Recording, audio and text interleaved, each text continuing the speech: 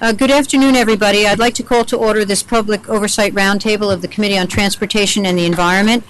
It is 1:10 p.m. on Friday, March 20th, and we're in room 500 of the John A. Wilson Building at 1350 Pennsylvania Avenue. I'm Councilmember Mary Che. I represent Ward 3, and I'm the chair of this committee. The purpose of today's hearing is to discuss and examine how the Department of Public Works manages the collection of trash and recycling from district residents, primarily in the aftermath of weather events. The hearing may touch more broadly upon some issues concerning how the district handles its entire waste stream, but we will be paying particular attention to how the Department of Public Works prepares for and manages the collection of trash and recycling from district residents during inclement weather. As many of you know, the committee holds an annual hearing on the district's preparedness for upcoming winter weather.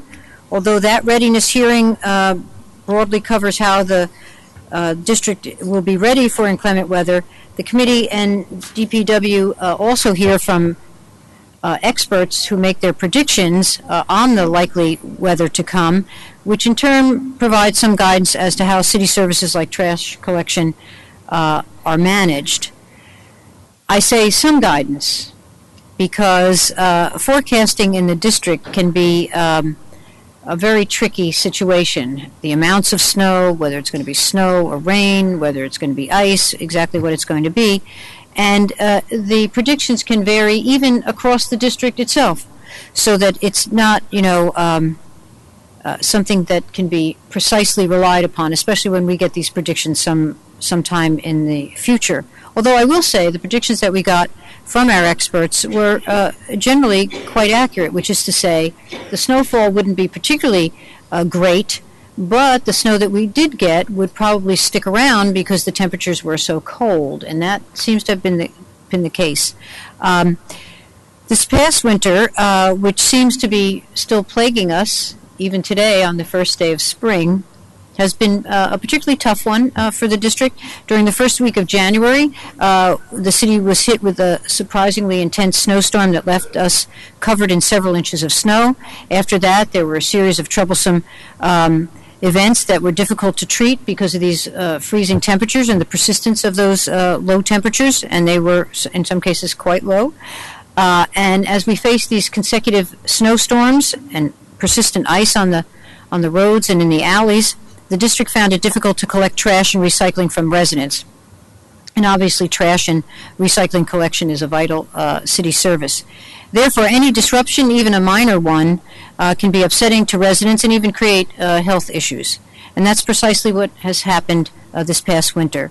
As the district struggled to manage both snow removal and trash collection, many residents reached out to government officials, including members of the council, to express their frustrations over delayed trash collection. Every year, inclement weather does disrupt city operations to some extent, so I see today's hearing as something of an after-action report on how we fared this past winter, but more importantly, I think, as an opportunity to think about how the district can better prepare for future storms and minimize disruption of city services. With that, I'd like to begin calling our witnesses, and we'll follow our usual procedure, which is to say, if you're here testifying as a public witness, you'll have 3 minutes. If you're here testifying on behalf of an organization, you'll have 5 minutes. And I'd like to now call our first panel, Mr. Chris Weiss of the DC Environmental Network, Nicola Whiteman, the Senior Vice President of Government Affairs, the Apartment and Office Building Association for Metropolitan Washington, Kirsten Bowden, the Vice President of Government Affairs for DC Apartment and Office Building Association of Metropolitan Washington, and Melissa Steele, the Chief Operating Officer of the E&G Group. Do we have two representatives from AOBA, or just one? Oh, you have a panel. Well, that wasn't made clear to me. Would you just wait a second, please?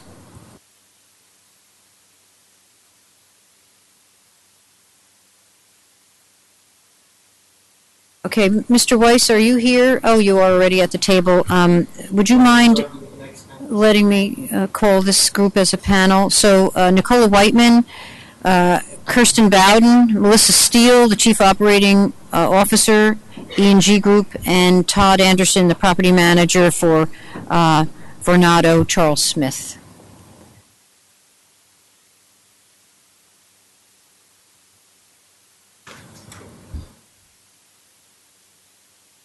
So, Ms. Whiteman, I go from left to right, so you're first. We'll present our testimony, and the rest of us will be available for any questions from the committee. Oh, okay, fine. Then, Melissa, you would go first. Sure, thank you. Good afternoon, Chairperson Che, council members, and staff. I am Melissa Steele, the Chief Operating Officer for the E&G Group, which owns and manages over 2,000 rental units in the Washington metropolitan area, 1,727 of which are located in the district. I am joined today by Todd Anderson, a property manager with Vornado Charles E. Smith, which manages over 8 million square feet of commercial office space and more than 2,000 rental units in the district. With me today from AOBA are Nicola Whiteman, Senior Vice President of Government Affairs, and Kirsten Bowden, Vice President of Government Affairs in D.C. We appear today to testify on behalf of AOBA on DPW's trash collection and recycling programs. AOBA members recognize the importance of sustainable practices and are committed to ensuring that the success of waste removal and recycling programs in our buildings. As property managers, we engage in such efforts because as good corporate citizens, we recognize the importance of adopting and promoting sustainable practices such as recycling. Indeed, many buildings owners and managers provide tenants with the opportunity to recycle much more than the minimum requirements under DC law. AOBA members also promote electronic recycling programs which allow tenants to recycle items such as computers and even HVAC units. A public-private partnership is vital in the success of the district's recycling program. By working together, we can help the district increase residential and commercial tenant participation in recycling programs. Jurisdictions such as Arlington County and Montgomery County offer a wealth of educational materials designed to inform the public of the jurisdiction's recycling laws and provide businesses with the tools to develop their own recycling programs and communicate related information to tenants, residents, employees, and visitors. Business stakeholders can assist the district with drafting educational and other outreach materials.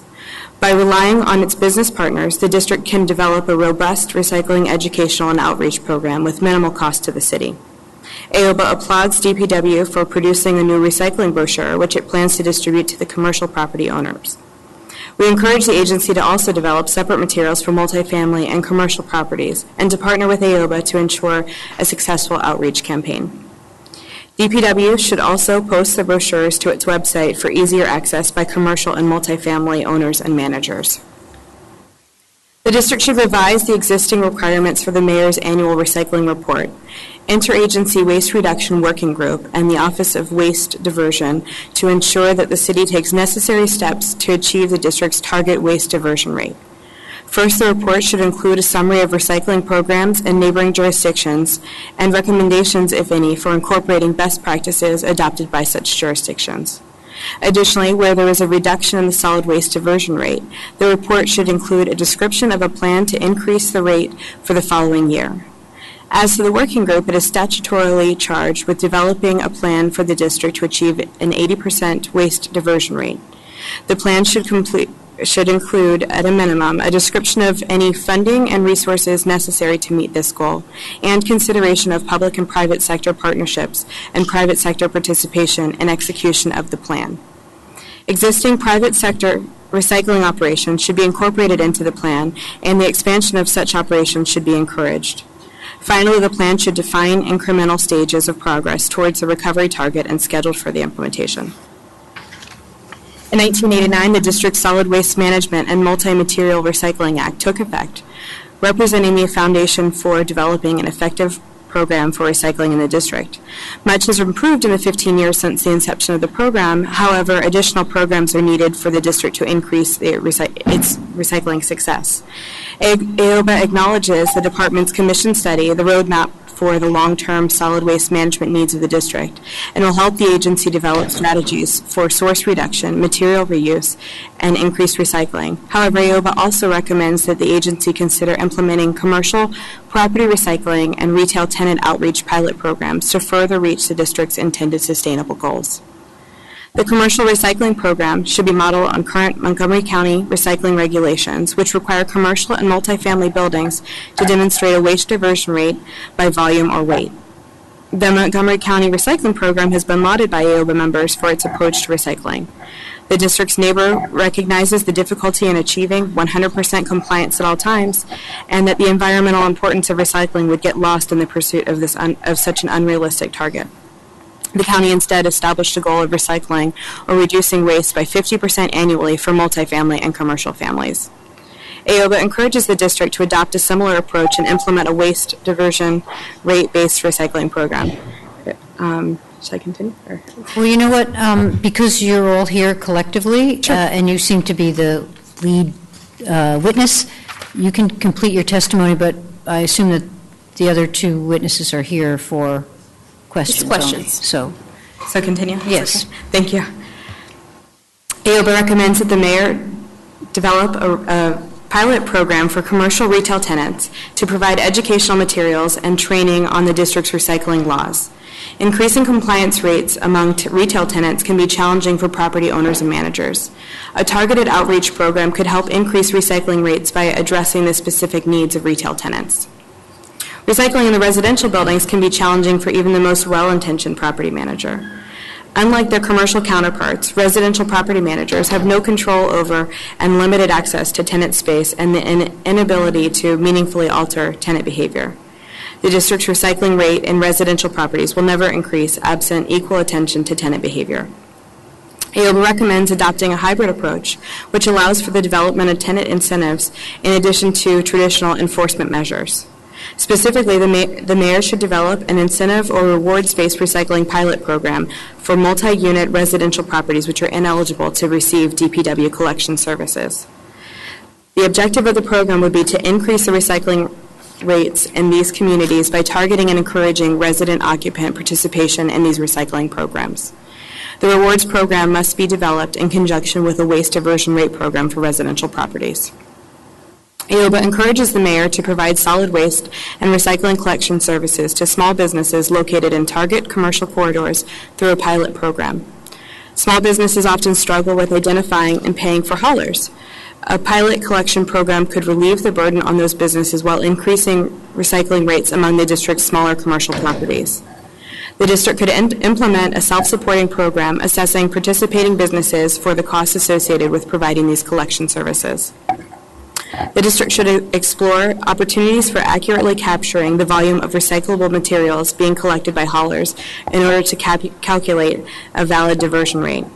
The mayor can develop a proposal in conjunction with key stakeholders to encourage businesses engaged in the collection of recyclable materials to install scales properly approved, tested, and sealed by the mayor on all vehicles hauling recyclables to improve the accuracy of data collection for recyclable materials by a specified date. The proposal should include an analysis of the amount of any financial incentives or grants necessary to offset the significant financial costs associated with retrofitting the trucks.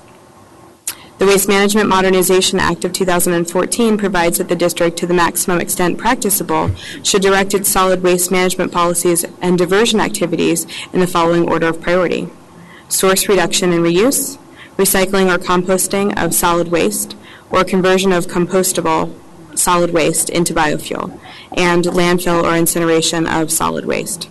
AOBA encourages the district to identify yard waste collection as an important public policy goal and develop an implementation plan for providing this service and collection by private haulers for those who are ineligible for DPW collection services. Most of the neighboring jurisdictions provide yard waste collection services to residents and in some cases businesses as well. Incorporating yard waste into the list of recyclable materials could have a significant and positive impact on the district's recycling rate. Notably, the 2014 Waste Management Act provides a mechanism for yard waste collection by directing the mayor to review a list of recyclable materials on a biannual basis to determine whether additional materials can be added or removed. AOBA looks forward to working with the committee, mayor, and other stakeholders as we strive to reach the common goal of supporting effective and successful recycling programs in the district.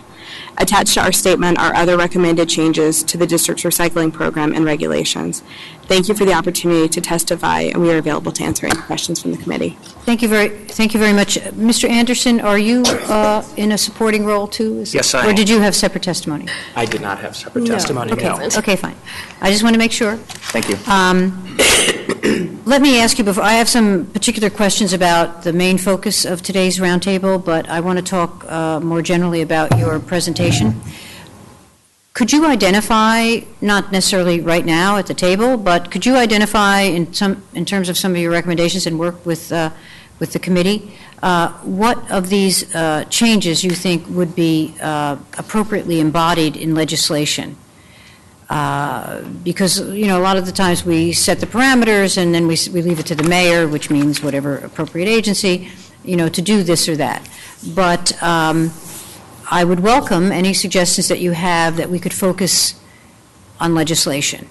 You know, whether it be something as simple as a reporting requirement or, you know, timetables or what have you, and especially with respect to issues where you're talking about making monies available to jumpstart certain kinds of collections, okay? That would be extremely helpful to me. I can try and take the first crack at that. I mean, this is a summary of recommendations that we actually shared with the committee last year when we were looking at the Waste Management Act. Right. And one of the things that we did is where a statutory change is necessary or where a regulatory change is necessary, that we essentially made a red line version to either the current code or the regulations. So, for example, one of the recommendations that's included in our summary of comments is a change to the public space law. Currently, the public space law says that the public space has to be free at all times. Unfortunately, what has happened in the past is that you have somebody conducting an eviction and they may be issued a notice of violation because then the materials are placed in the public space. And so what has happened is that the Marshal's Office has developed a protocol with DPW to say that here's the list of properties that are subject to an eviction, and so DPW said, all right, we won't inspect those properties or issue a violation for 24 hours. So that's something that could be amended, that the committee could amend the current public space laws to reflect and codify current practice. So that's memorialized in the existing regulations. Is the practice not working? Well, from time to time, people still get violations, and I think it's better so if it's actually included in the law, that there's direction. You know, you may have a different director, you may have different policies. That if that's the practice and if that's the direction, then it should be just included in the regulations, so that if there's no change in the policy, and then that practice is preserved. Well, but then, of course, you know, and there's always this tension. You're talking about regulations. The regulations should usually come from the executive branch and not from the legislature, although we may pass off on them. But there's always this tension between embodying something in legislation, which is far more difficult to change and also less flexible, right? So that would be one of them. You know, should that be a regulation as opposed to a legislative provision? Well, because right now you've got it. There's an inconsistency between what the regulations require, which says that the public space has to be all free at all times, and what is now the common practice, what is the practice? What I'm saying is, shouldn't that change come in the form of a regulation as opposed to a legislative change? Yeah, so I'm speaking to both legislative changes and regulatory changes. So some of the provisions that we're suggesting will be an amendment to the DCMR, kind of a more fundamental shift to going to a waste-based, waste diversion rate, for example, will probably have to be a statutory change. Well, as I said, I don't want to prey upon your kindness, but I would appreciate if you could identify for us what you think, what you would recommend as legislative changes, so that as we go forward, I can always encourage the executive to do this, that, or the other thing, but I can't obviously make them play their role if they're not directed to do something or financed to do something or, along those lines. So I would appreciate that. So we can create two separate lists. One is things that we believe which will require a statutory change and items which will require a change to the D.C. municipal regulations, some of which, the regulations will probably have to be changed anyway as a result of the 2014 Act. Right. And that could be incorporated in part of that effort in terms of the city's updating its recycling regulations. That would be great. I want to ask you some questions, if you don't mind, about the main focus of what we're doing today. And I wanted to ask you about how it's been the experience of AOBA, how bad weather, inclement weather, snow, ice, et cetera, affects how your entities are handling trash and recycling. Can you we'll turn to the members to give their experiences, but in general, we did not hear. Our members are very vocal and will reach out to us when there are instances that they have certain experiences, but we did not receive any feedback during the previous inclement weather. So does that mean that effectively there was no disruption in service during the various snowstorms? I would speak to that too. From a commercial standpoint, I didn't experience any delays or any stoppages in services. So on the commercial property side, we were fine.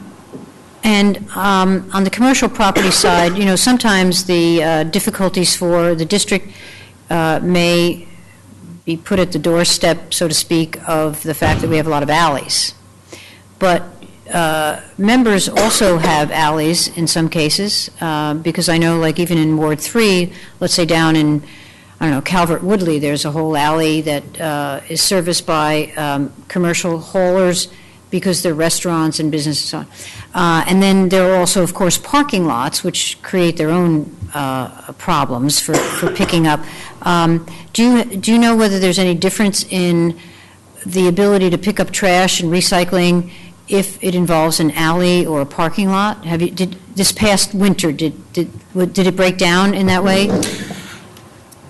In this past winter, I think because of the properties that I specifically manage, everything is fairly contained. So in terms of the trash is in one designated area and you have parking underneath, so you really don't have an alley in which things are blocked. But I do understand your point in that it is very possible if you are downtown, say DuPont Circle, and you are trying to get back in the alleys because of the snow or trash that hasn't been picked up, I could see that it would be difficult.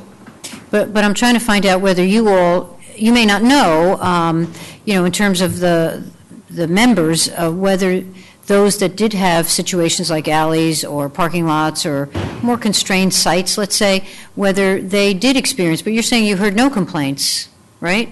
We didn't, but we're happy to follow back up with our members to see if there are specific areas in town that you would like to hear from certain wards, what their experiences were, those with alleyways. We can definitely reach out to them. Well, I'd appreciate that in part because what I'm trying to find out is whether the troubles that we experienced, if there's some analogous situation for the commercial haulers that service AOBA, why they didn't have those similar problems. In other words, what would account for the difference, that's all.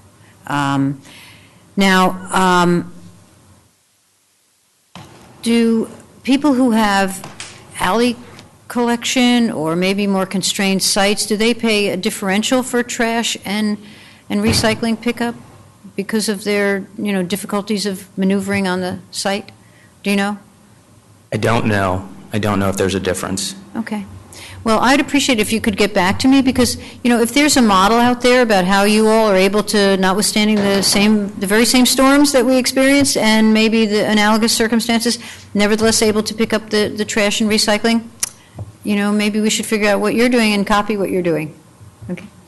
And I don't have any further questions, but I do appreciate your coming, and I would appreciate two things. One, this list that would be legislative, separated out from regulatory, regulations. And second, if you could tell me from your members, any of those who do have alleys or constrained sites, what their experiences were during the past summer. This is wishful thinking. Okay? Yes, I'm part of all of us. During the past winter, what their experiences were, and how they handled that. Okay? Absolutely. Thank you very much. Thank you. Thank you.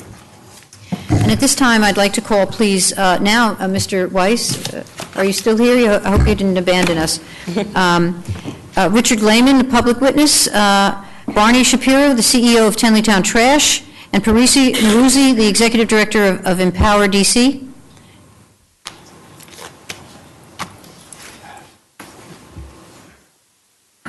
I don't see her. I don't see her either. Okay, so Alvin Bethea, Optimistic Environmental Health Services. Thank you. I hope you're here because I love that name. No? Bianca's our clerk, so I'm going to ask you, could you step out in the hall and see if Alvin Bethea is here? Or anybody else randomly walking by? We can talk more. Oh, I guess we got 5 minutes.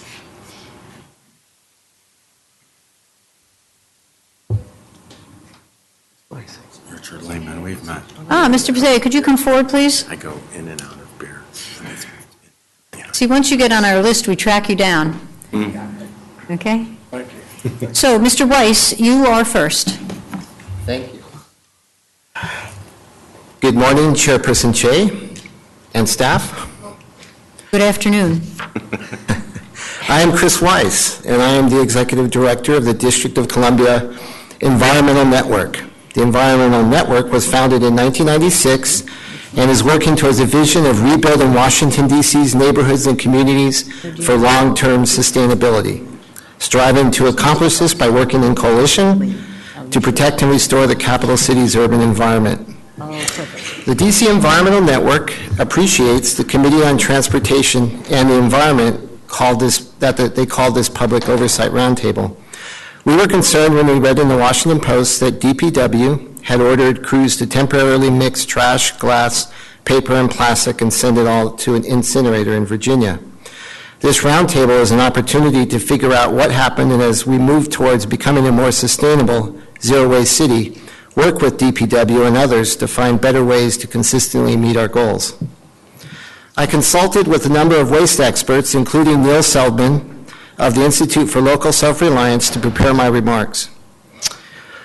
Regarding sending recyclables to be incinerated in Virginia, under the leadership of Director Howland, DPW has worked hard time and again under adverse weather conditions to both keep our streets free of snow and ice and make sure our waste and recyclables are picked up in a timely manner. We do not feel this one incident should necessarily be treated as a major crisis moment, but it does give us a chance to design a program that avoids doing this in the future. We believe the mixing of recyclables and garbage was not necessary. It should be possible for folks to keep their recyclables in the 95-gallon bins for as much as 3 weeks if necessary.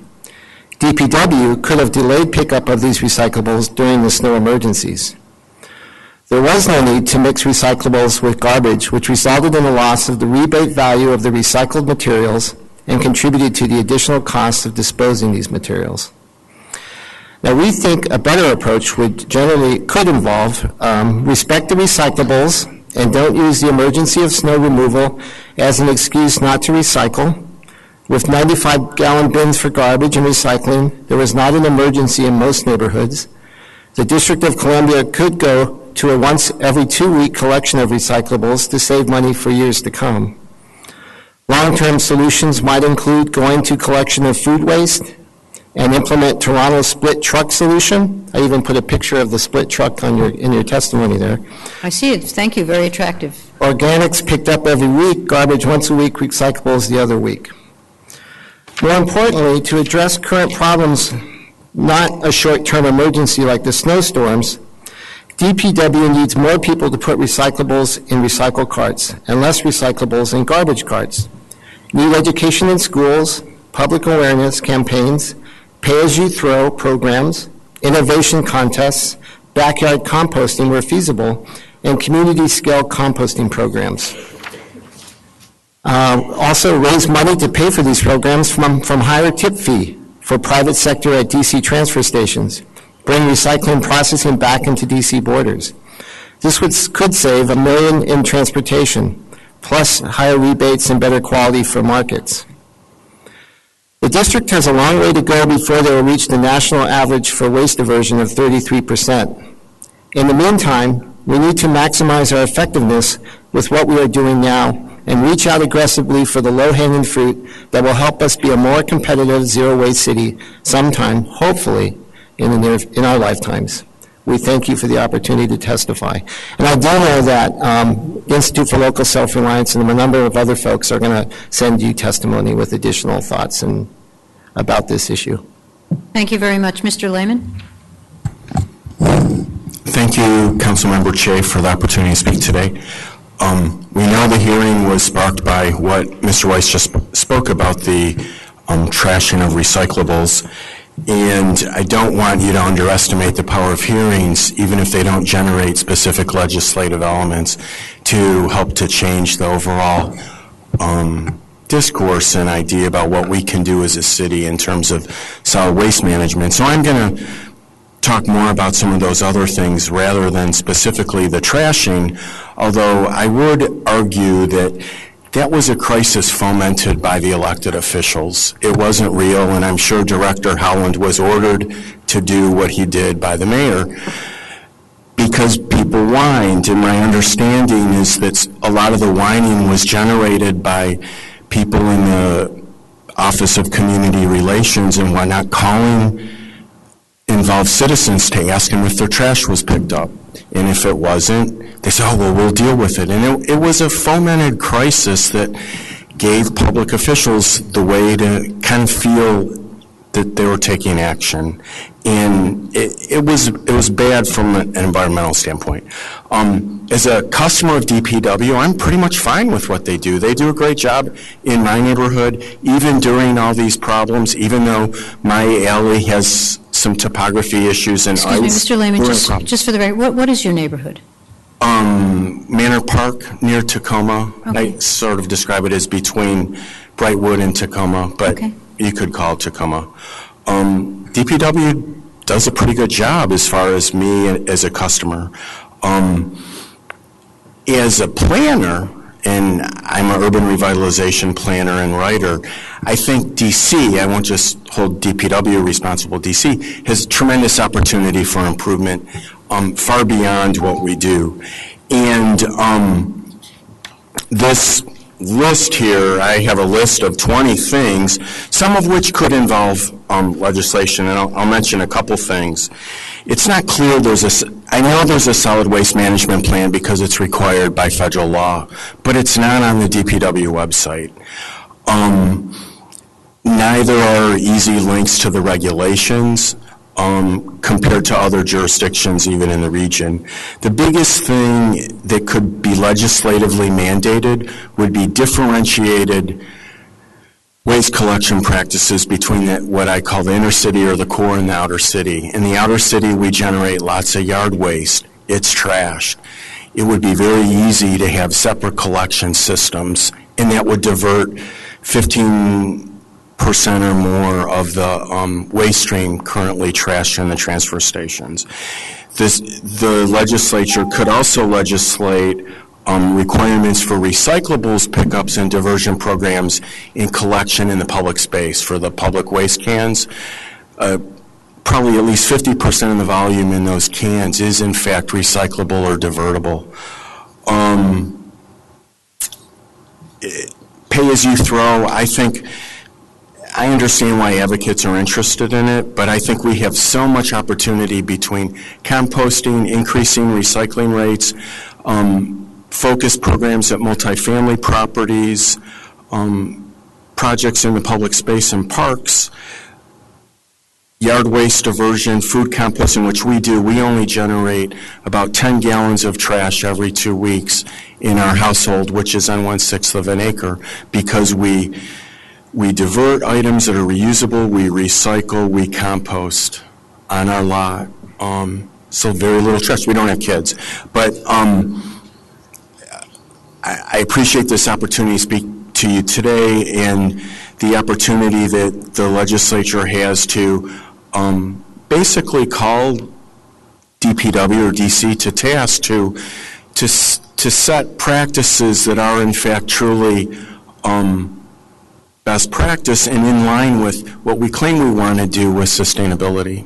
Thank you. Thank you very much. I will have perhaps some questions when we're at that point. Mr. Shapiro?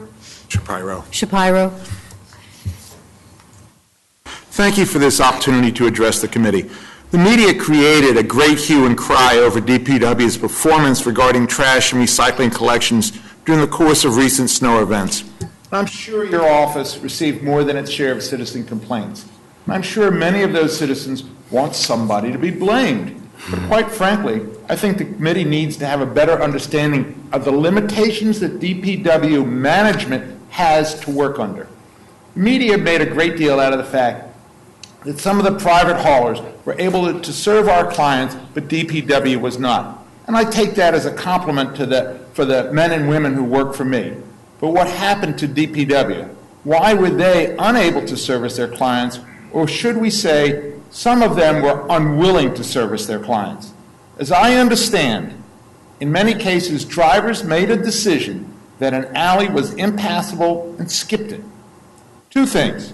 First, an alley being impassable by a truck does not mean that it is impassable or unsafe for laborers to walk the trash out. And for my crews, that's what we did. If an alley wasn't safe for the truck, they walked the trash out. And secondly, in instances where a driver determined an alley to be impassable, that decision should have been either affirmed or overturned within 24 hours by a supervisor. Were there alleys that were impassable and unsafe by both foot and vehicle traffic? Possibly. But I would venture a guess that throughout the city that number could be counted on fingers and toes. Haulers, both private like me and public like DPW, work to task. Our trucks and crews are given a route, and when that route is completed, their day is completed. If they finish their assigned route in 4 or 5 or 6 or 7 hours, they still get paid for 8. If something should dictate that that route takes longer, in the case of my employees, they still get paid for 8.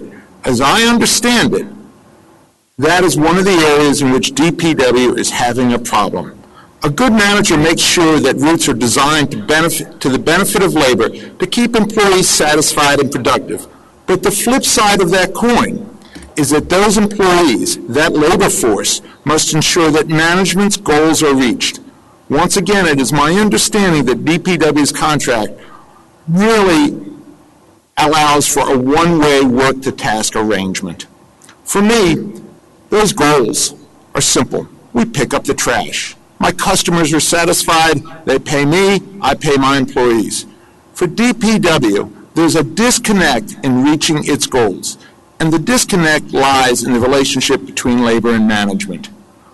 While management has one goal, to pick up the trash and keep our city clean, I believe that labor may very well have different goals. DPW runs, and I think the number is 38 daily collection routes. We're running 16. The logistics, like 3 times larger, are not overwhelming. On a snow day when DC government is closed, we are open. My employees only get paid when they work, so they make that extra effort to get in, to get to work. Once again, a different employee attitude. This year, there was not one single day that we did not get the majority of our trucks out and collecting trash and recyclables. Sometimes late. One day we were even out early to beat the storm.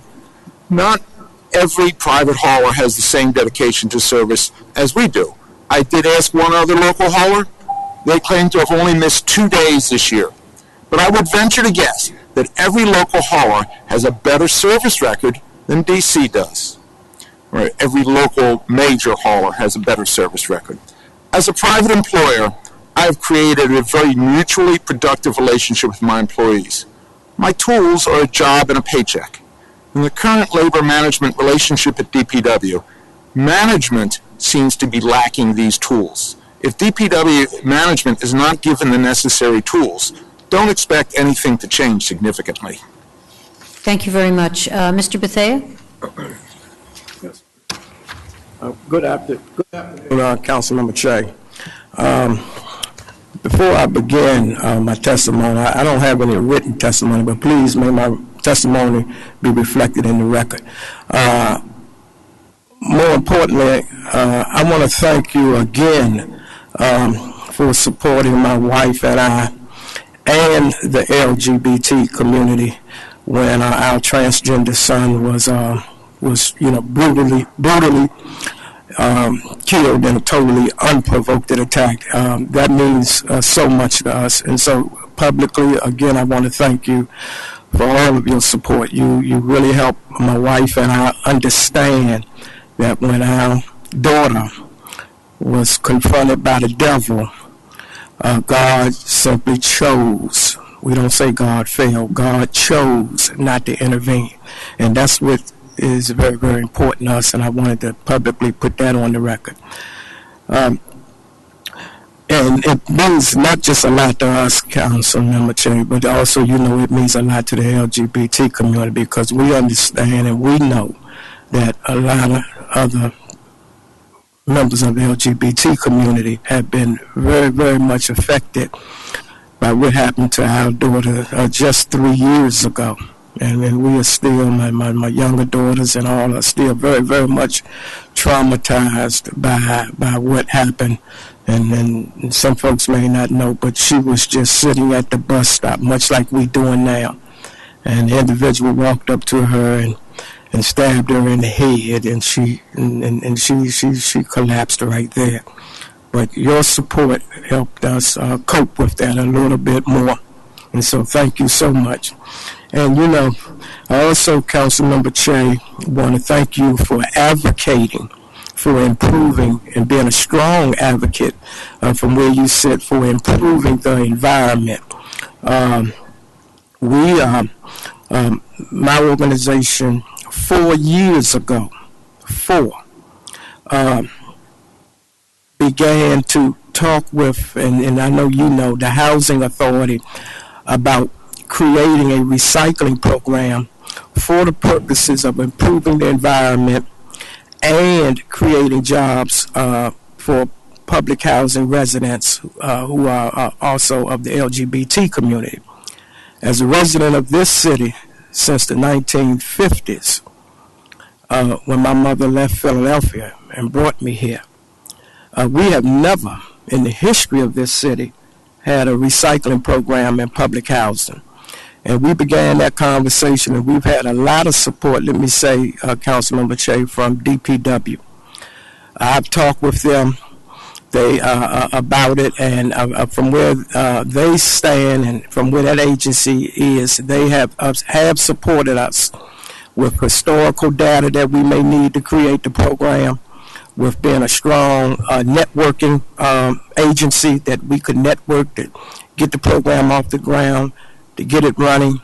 And so, we have no problems with DPW. We think, and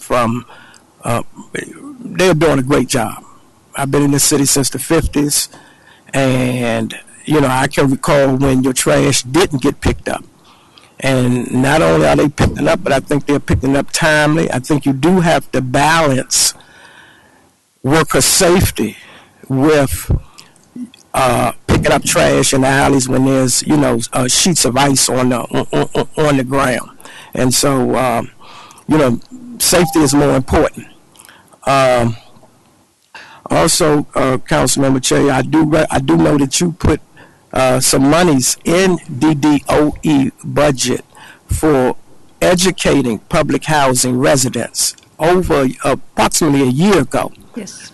And that's been in DDOE budget, and we have seen nothing come out yet. Nothing. The residents are because of our advocacy, because of your advocacy and other people's advocacy, the Housing Authority, after our advocacy, put some recycling containers on the properties. But it's just nothing going on, nothing. Residents are doing nothing.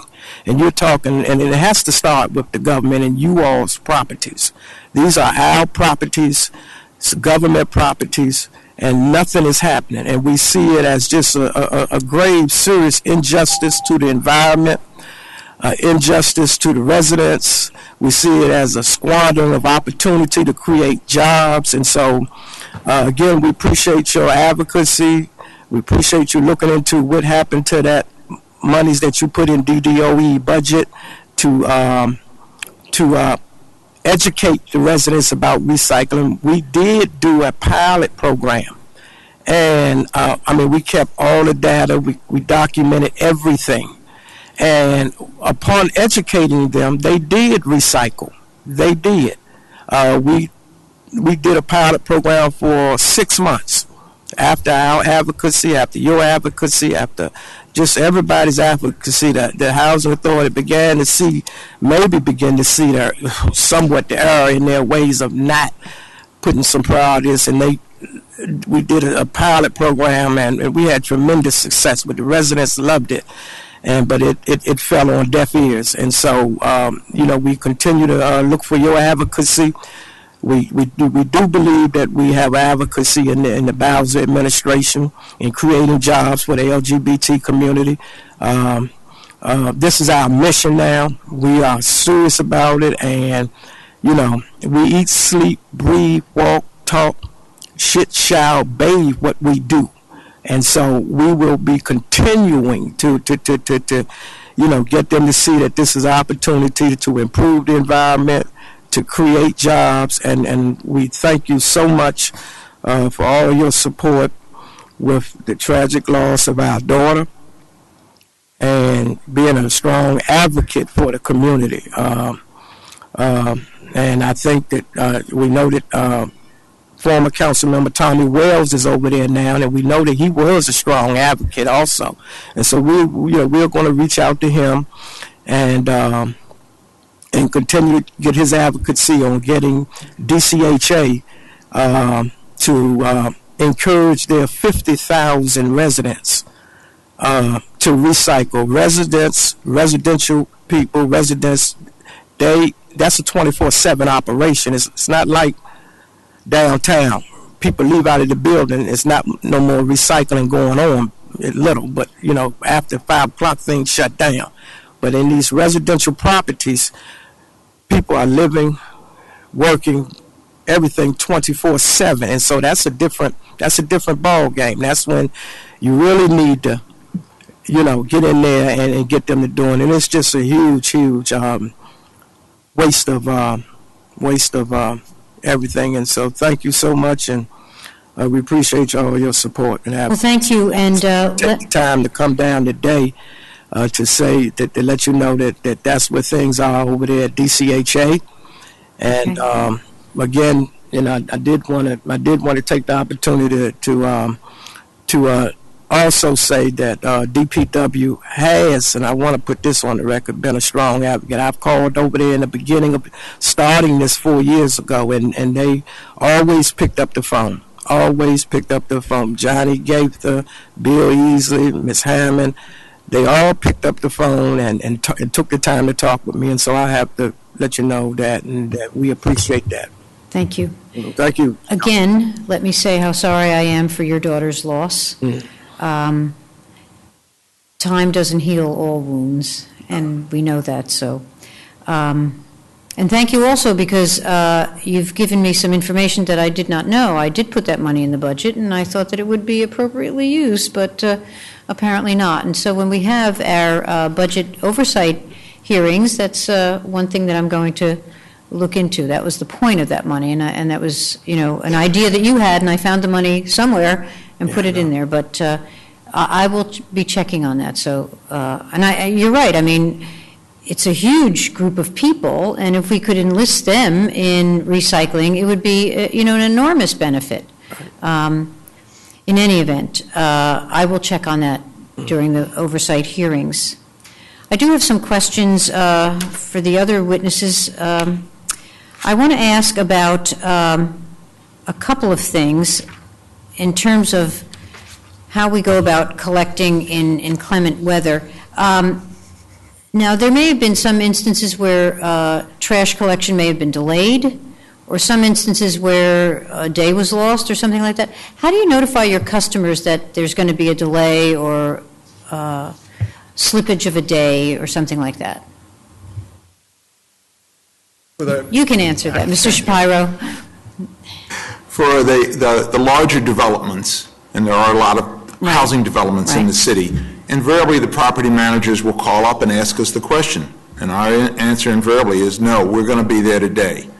For the hundreds and hundreds of smaller buildings that we do, or thousands of smaller buildings that we do, it's a function of them calling and asking. All right? That they have learned to expect, not to expect that there isn't slippage on our behalf. Okay. And you testified about, you know, the alleys and that sort of thing. And I agree with you. And in fact, when they had the all hands on deck, that's what they did. They didn't rely on sending the trucks in. They sent the people in to get the materials. But let me ask you about a couple of other options.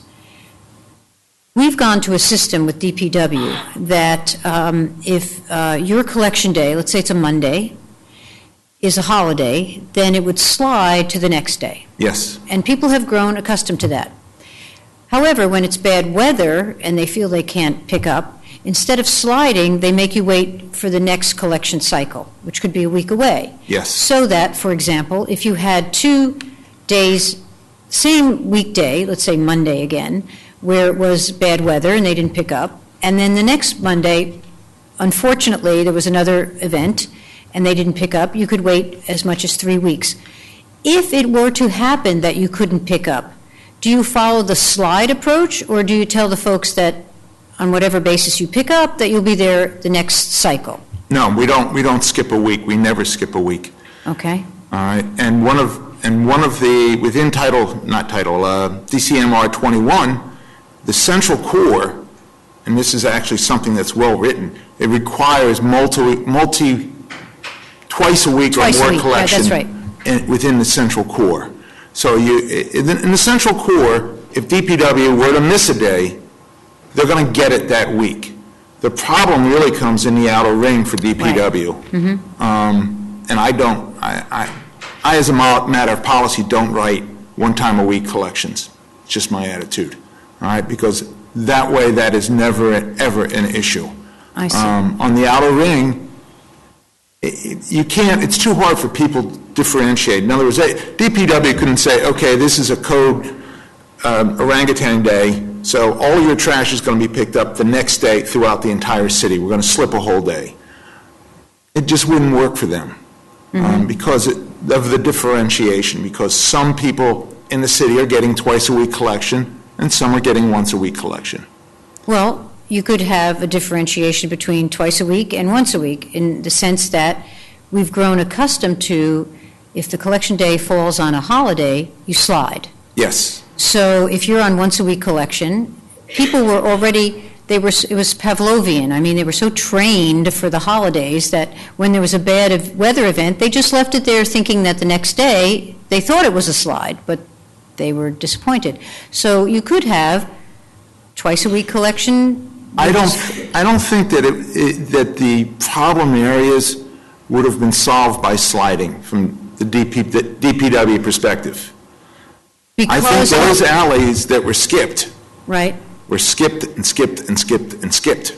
Right, but I understand, and I think you may have put your finger on precisely what the problem is. In other words, it's a one-way ratchet. We can say no, but we don't have to add to our workload to make up for it.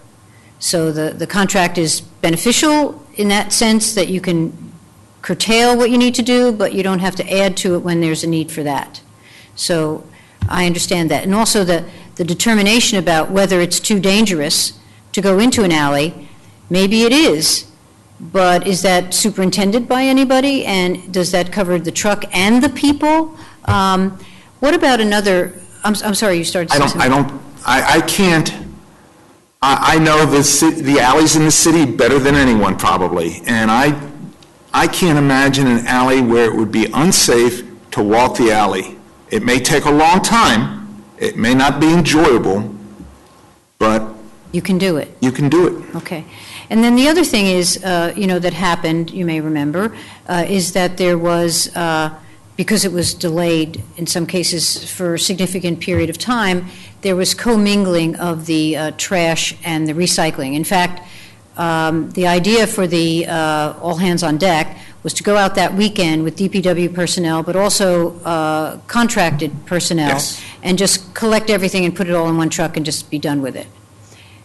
Have there ever been occasions where you felt, because of whatever crisis or what have you, that you had to commingle the trash with the recycling? I'm trying to think back to Snowmageddon back. Yes, snow apocalypse. And that's years ago already. Right. It is possible then we did, but this year, no. Mm-hmm. This year, no. Mm-hmm. Yes. Did you have an observation? Something that's been suggested by innovative residents is while walking to and walking the trash out by DPW personnel is an option, as Mr. Shapiro said in his very good testimony, we could also as residents put our trash out front. No, I was going to ask that too. Okay. The only thing that involves, however, are people who are for whatever reason, infirm, And so, that could create that problem. But we have done that. That's what we did to some extent in the Snowmageddon or whatever we were calling those events, where people were asked to bring it out front.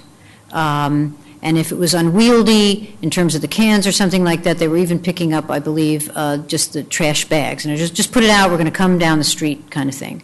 But who was testifying about the recycle cans being large enough? I think that was your testimony. The recycle cans being large enough that they could have been held back. In fact, they could be held back as long as 3 weeks. Now, at some point, DPW did put out on listservs or whatever saying, you don't have to put it out.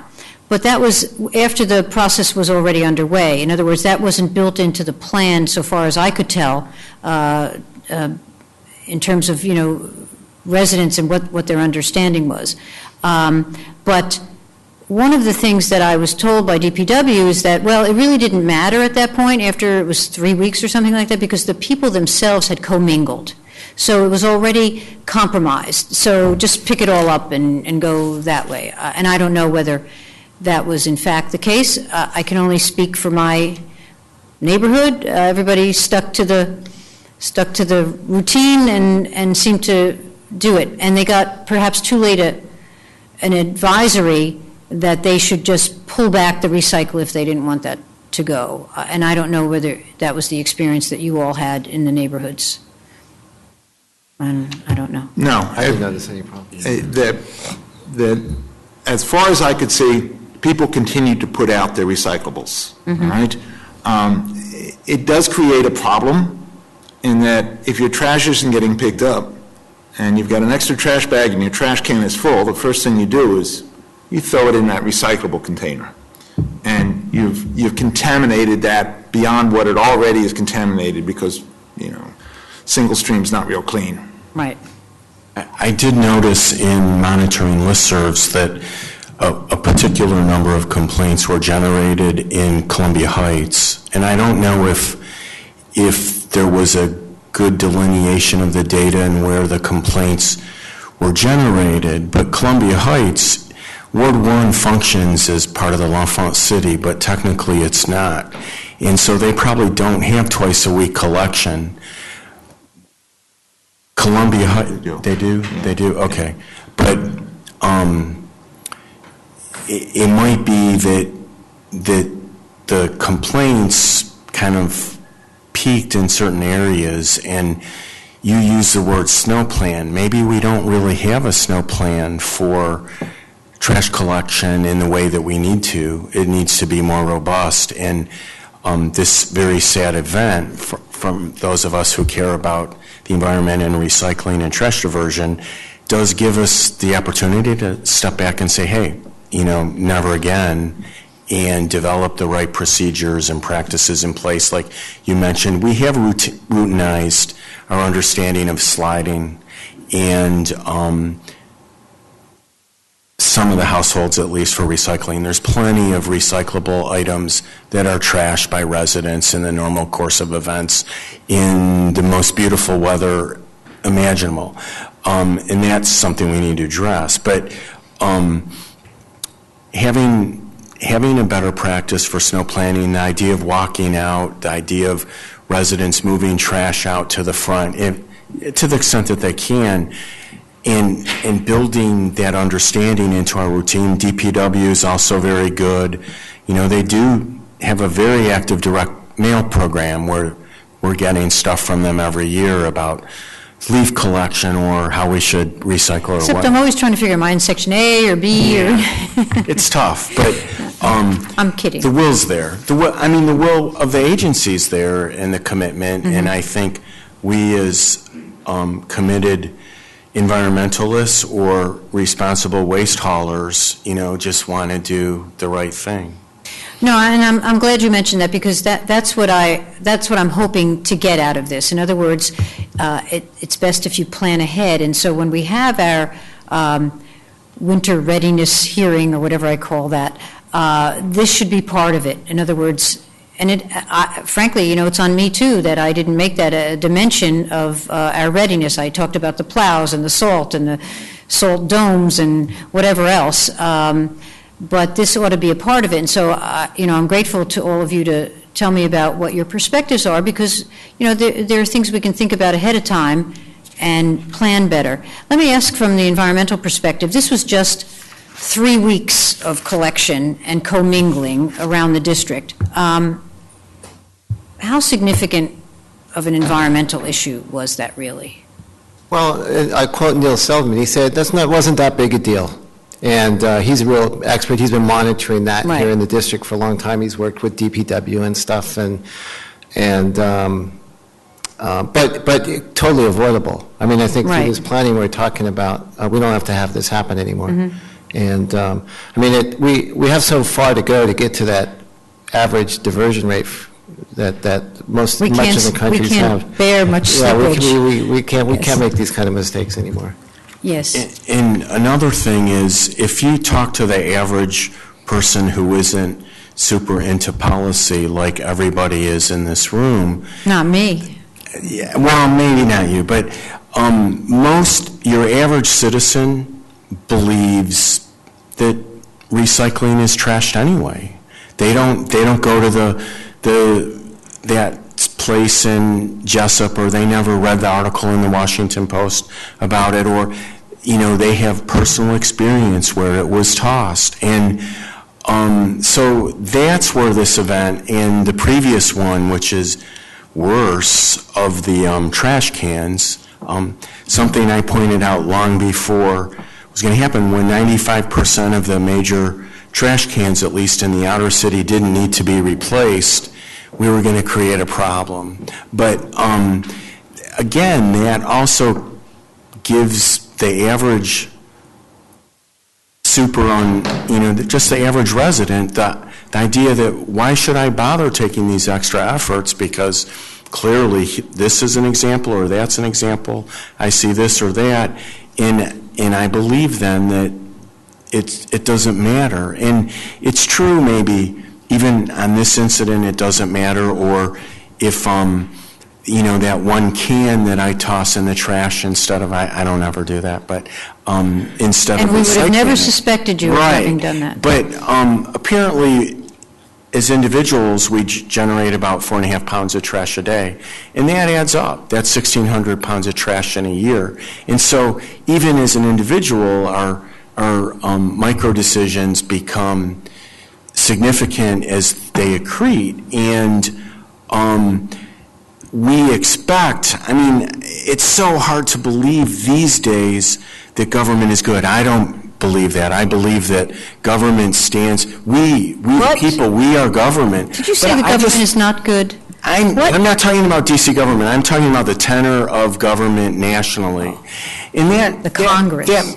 Congress. And that makes everyone think demeaning things about the people. And I understand what your point is, and it's a point well taken. That is to say, it's a bad message. In other words, we should stick to what we've committed ourselves to, and it's the whole thing, the tragedy of the commons. Each person thinks my little thing, but it all adds up, and the commons then gets ruined. And I think that's a good point. It sends a bad message. And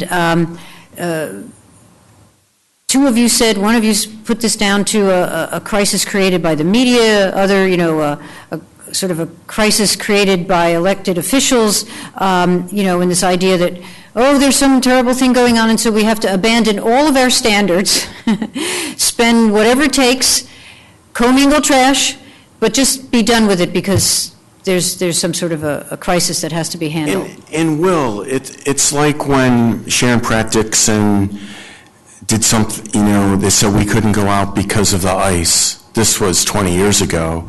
What did she do?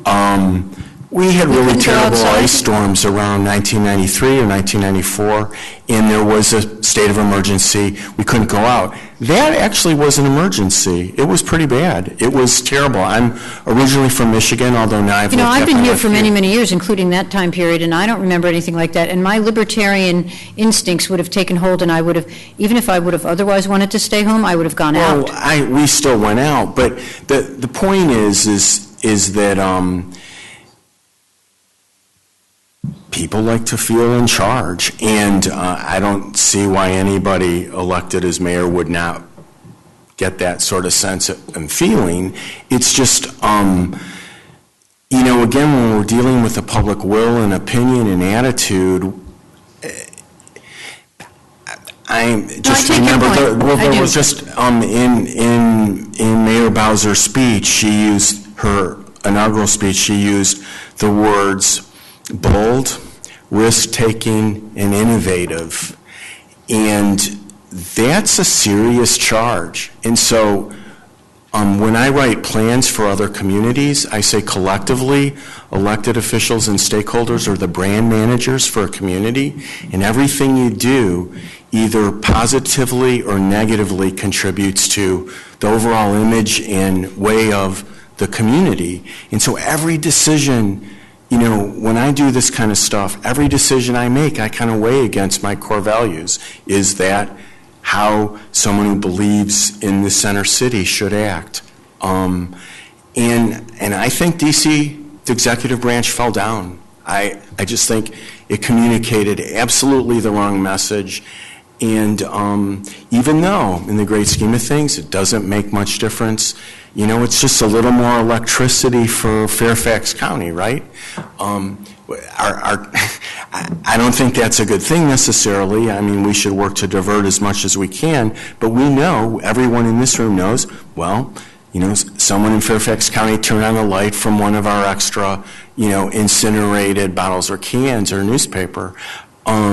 The world didn't end. But again, I take your point, but I would say as somewhat of a counterweight or a countermeasure, we're sitting here today to try to see what we did, why we did it, why it may not have been a good idea, but most importantly, to think going forward, you know, how we should behave, okay? And it does matter. It does matter. No, I know. To say that it doesn't matter, it does matter, but, you know, we have to also have some sense of scale. In any event, I want to thank you all for coming. Thank you. Thank you. In the snow, right? Is it still snowing out there? Yeah, biking. But the garbage was picked up today, I think. Is there anybody in the hearing room who, though not on the list, nevertheless wants to come forward and testify? Could you come on up, please?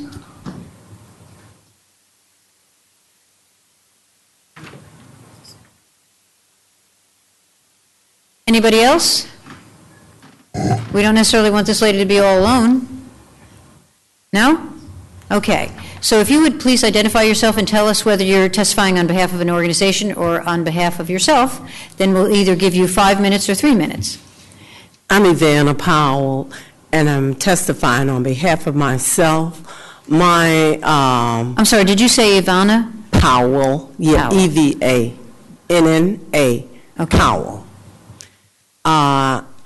My concern relates to the disposal of old or used medicines.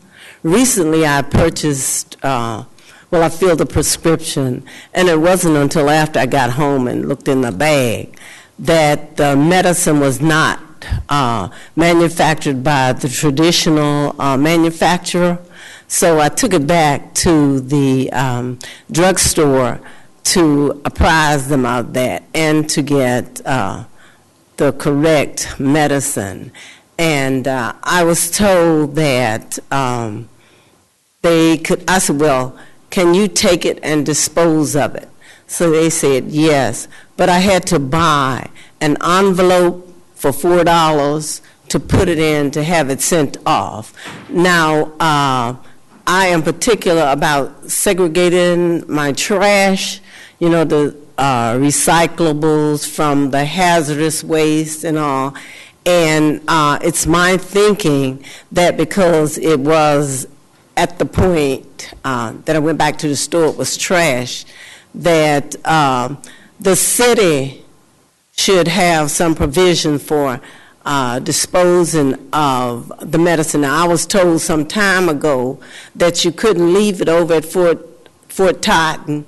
You had to take it to a drugstore, and that was not fully explained. So I think that the city needs to make some accommodations for old medicine, because I know in the past couple of years ago, because medicines were disposed of in our water system, sewer system, there were female there were male fish that had female organs, so I did not want to participate in that. So I would appreciate it if the city could do something to accept this old medicine without the taxpayers having to pay for the disposal. Well, Ms. Powell, thank you very much for coming today and bringing up that point. I will look into that. We did pass that legislation precisely for the reasons that you've identified, because most people were flushing these things down the toilet. It was getting into the water system with very bad consequences. And so we had the pharmacies have take-back programs in effect. But let me look into that, because I didn't know. This is the first I've heard about, the $4 envelope.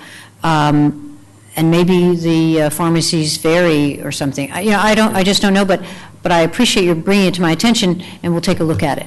And I'd like to say I just came back from another state where they had a turn-in program, and there was no charge for the citizens of that state to turn in their medicine. Okay. Now, before you leave, just in case, we've been joined by Councilmember Brianne Nadeau of Ward 1, and I'm going to invite her to make an opening statement if she chooses, but also to ask you any questions she may have. Okay. Councilmember?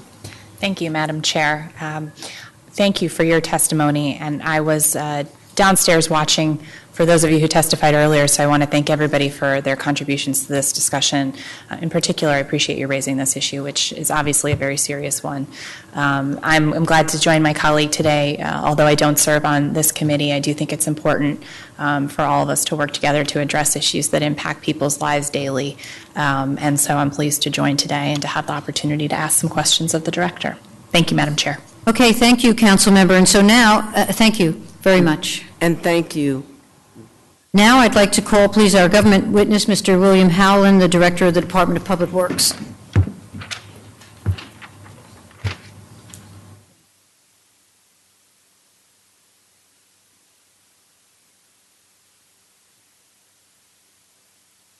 Do you swear or affirm under penalty of law that the testimony that you're about to give to this committee and to the District of Columbia Council is the truth, the whole truth, and nothing but the truth? I do. Thank you very much. Good afternoon, and whenever you're ready. All right.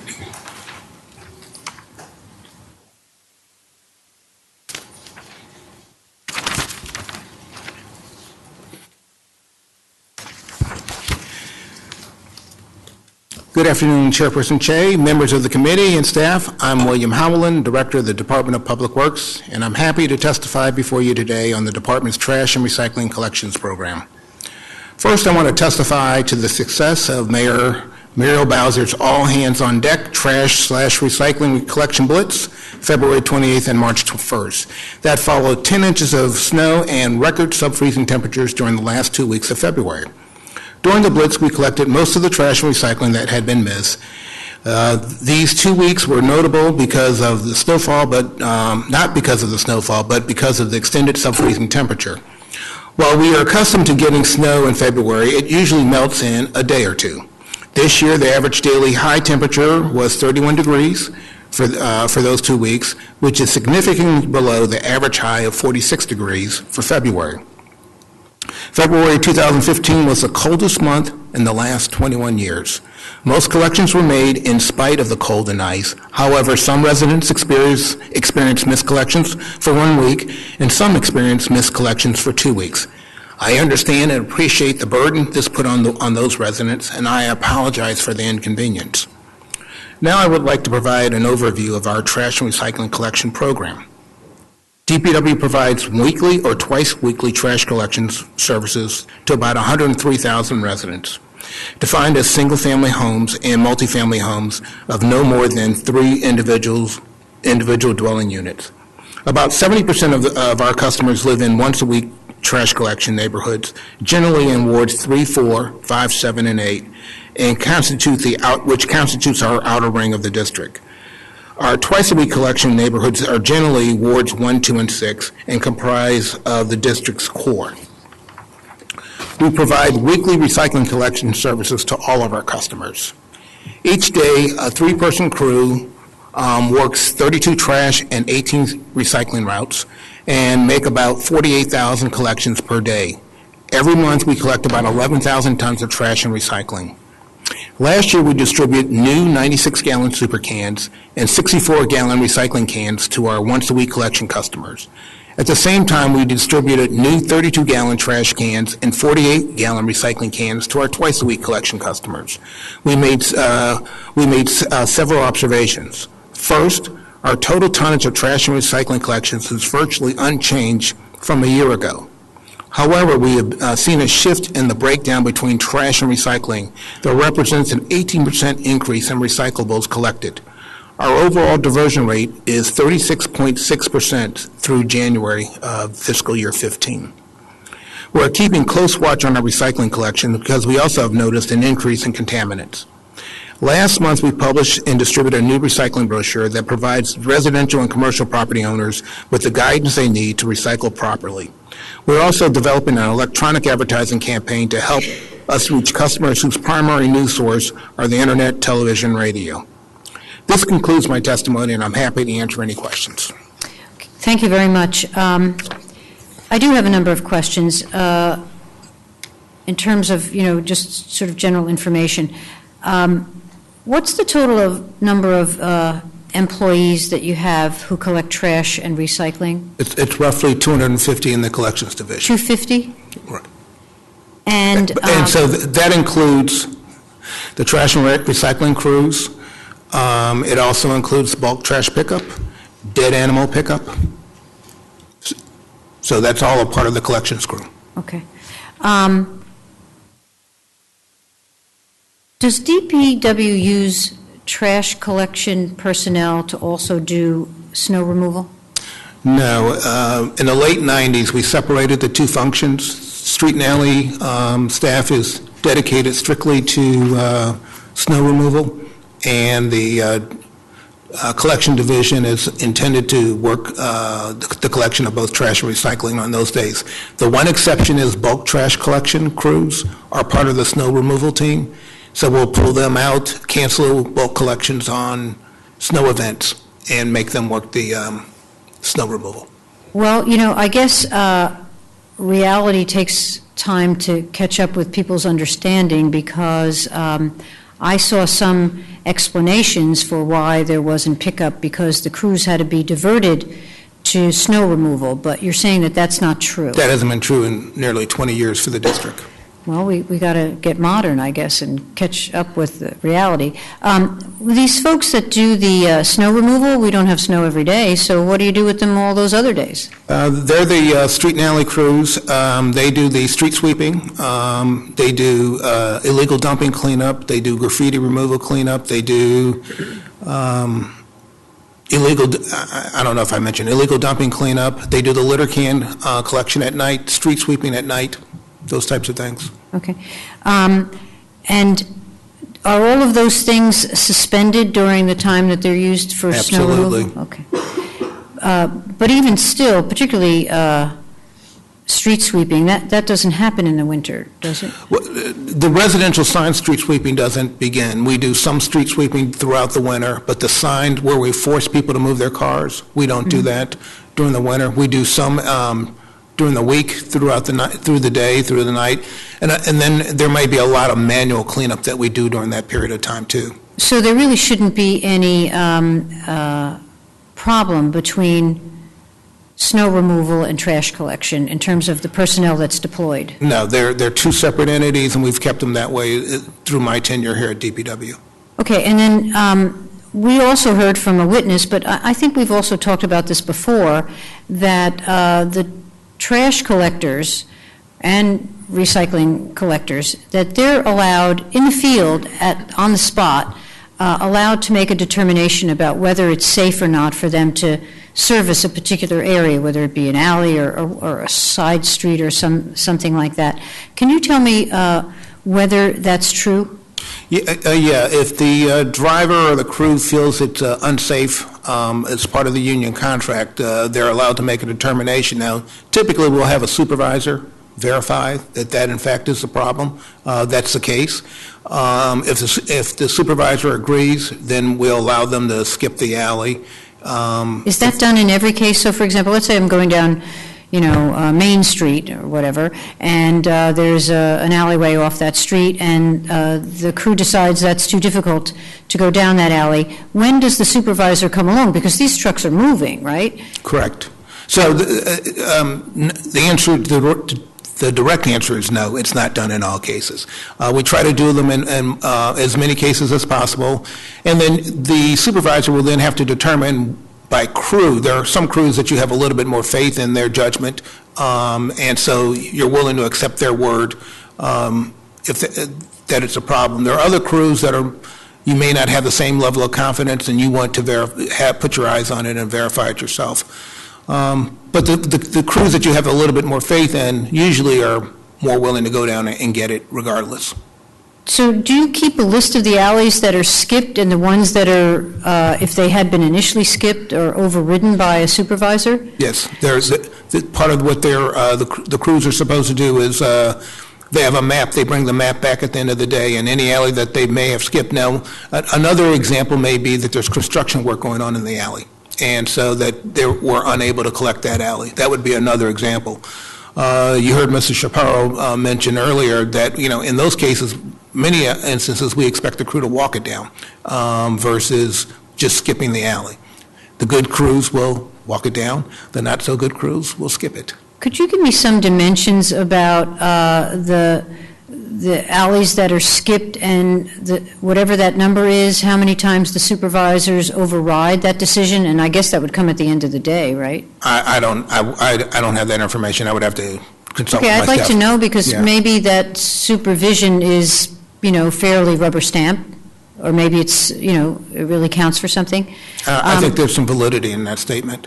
Okay, and then the other thing is how many times the crew decides that they can't take a truck down, but they nevertheless send the crew.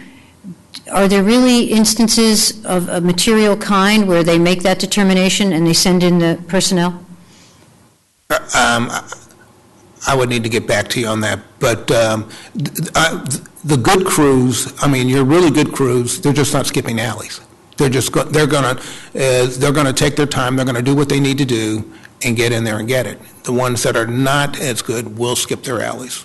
So do you have any,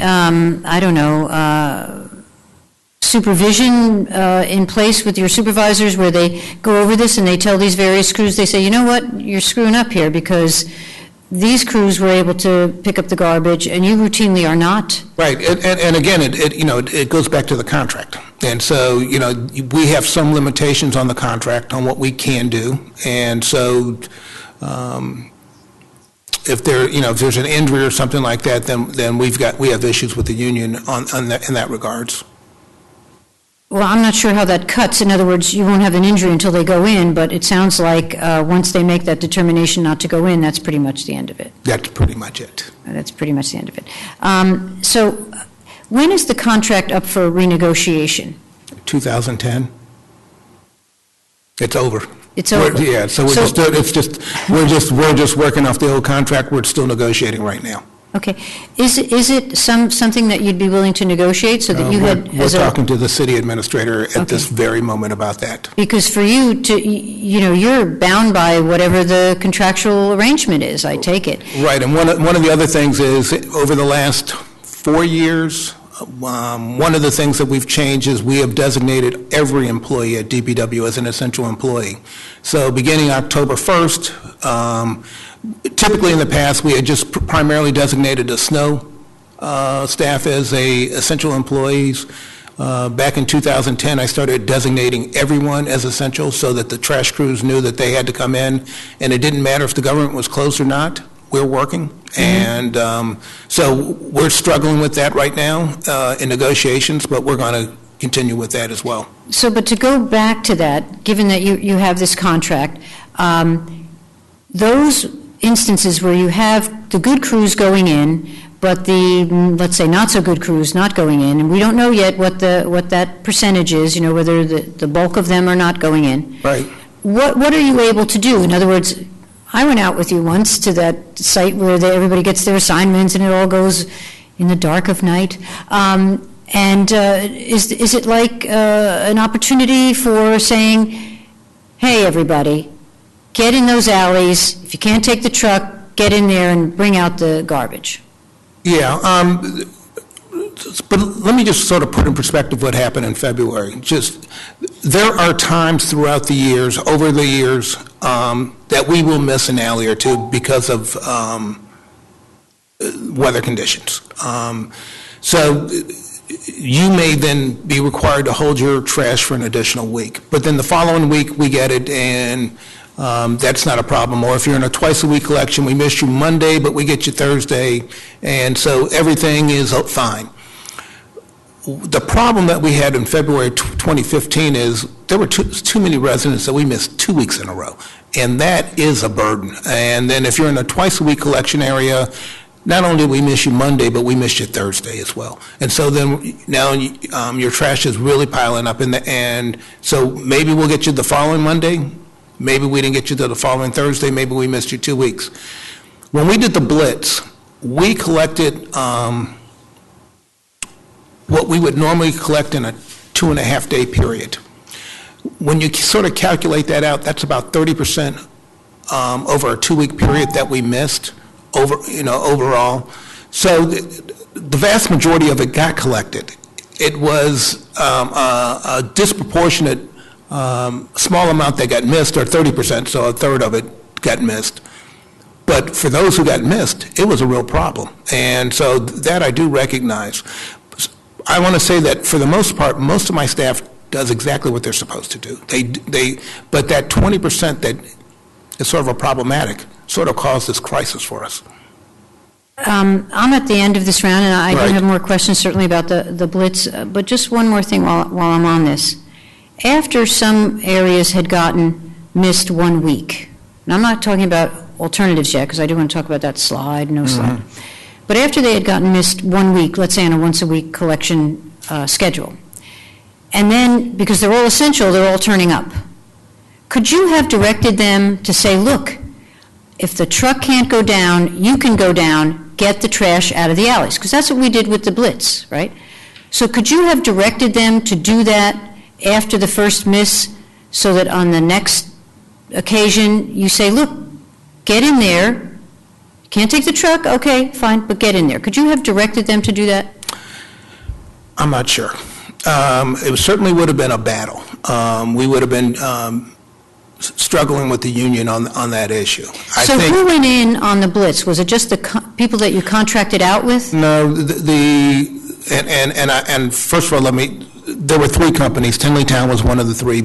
Bowie and Good were the 3 companies that came in to help us, and they represented about 30% of the staff that we used on the blitz. So 70% were your own employees? That's correct. I see. Okay. Well, I'll have more questions. But let me just answer. Yes, and they all went down the alleys. All those 3 companies, as well as my staff, they walked it down. They did exactly what Mr. Shapiro mentioned. We all did that. But then we all got the message. But my point was that when you said you're not sure, in fact, they were told to do that during the blitz, so they could have been told to do that. They were incentivized to do it because there was a message that was being made by the fact that these private companies were coming in here and doing it, and are you going to let them take your jobs? And that message had never been conveyed before that day. Okay. I'm going to turn it over to Councilmember Nadeau. Thank you, Madam Chair. Director Howland, good to see you. Good afternoon. Thank you so much for your testimony. I also would like to dig in a little bit on the winter trash issue, but first wanted to ask you a couple questions about recycling. What education materials are available to the public on how to sort their trash? You mentioned the contamination, on how to sort trash and recycling, on what materials are recyclable. Well, first of all, on the new cans that we distributed, we put the instructions on the lid of the can so that people have some guidance right there. We find that when we mail out information, it's not readily available. So if it's on the lid, it's readily available at the point of disposal. And then just this last month, we sent out a new brochure on, just to remind people, we will continue to do that. We will continue to do more electronic media to get people more informed about what they can recycle. And probably at least once a year, if not more often, there's something on our website that we put on which you can recycle. Thank you for that. We had some questions in our ANC about that when we gathered last month, so we wanted to be able to get that out to them so they can share with their constituents as well. And I'll give you some brochures if you want to hand them out. Fantastic. So you don't mentioned forget to recycle them when we'll use them forever. You mentioned your overall diversion rate is 36.6%. Is that where you want it to be? Do you have a goal to get it higher? What's typical? Well, the law is 45%, and so that's what we're striving to get to. Part of the reason why it's a little higher now than is there are a couple of reasons why, and it's higher now than it's ever been for the district government. Part of the reason is that we went to the larger containers, and we're getting more material, and part of the reason is the leaf collection just happened, and so that number is going to sort of we compost just about all the leaves that we collect during the fall, during our leaf collection program. So that number will sort of go down a little bit. I think the real number is closer to the lower 30s, maybe about 30% on a month-to-month basis that we collect. And what makes us different from, say, Montgomery County, Fairfax County, which is closer to 50%, is that they have a full yard waste program, which the District of Columbia, we do not have. So that additional 20% difference is primarily yard waste. And what do you think it'll take to get us up to that 45%? Yard waste. Okay. That we need to... That counts as recycling in the context of this conversation. That's correct. So what if we change the conversation also to include more general composting? That's something that I know a lot of folks in the district are interested in. We have private companies that are doing it. I believe that we piloted a commercial composting program for a little while. Yes, we did pilot that, but there was too much contamination in that. That's what I heard. But that would contribute to a higher number. It won't get us to 45% by itself, but it'll help. Is it something that you think there's interest in? Yes, and we want to revisit that again. And what kind of support would you need to make something like that happen? We need a place to put it first. Place to take it. Okay. Back to the February trash collection. Yes. In Ward 1, we have a lot of alley trash pickup, as you know. And of course, we heard that some of the challenges were with the ice in the alley. And then what was killing us is what you've mentioned, is that the commercial haulers were getting in there. And, it's one thing for me to say to a constituent, well, they can't get back there because of the ice. But if they're watching the commercial haulers go by, you can imagine what they're screaming on the phone. I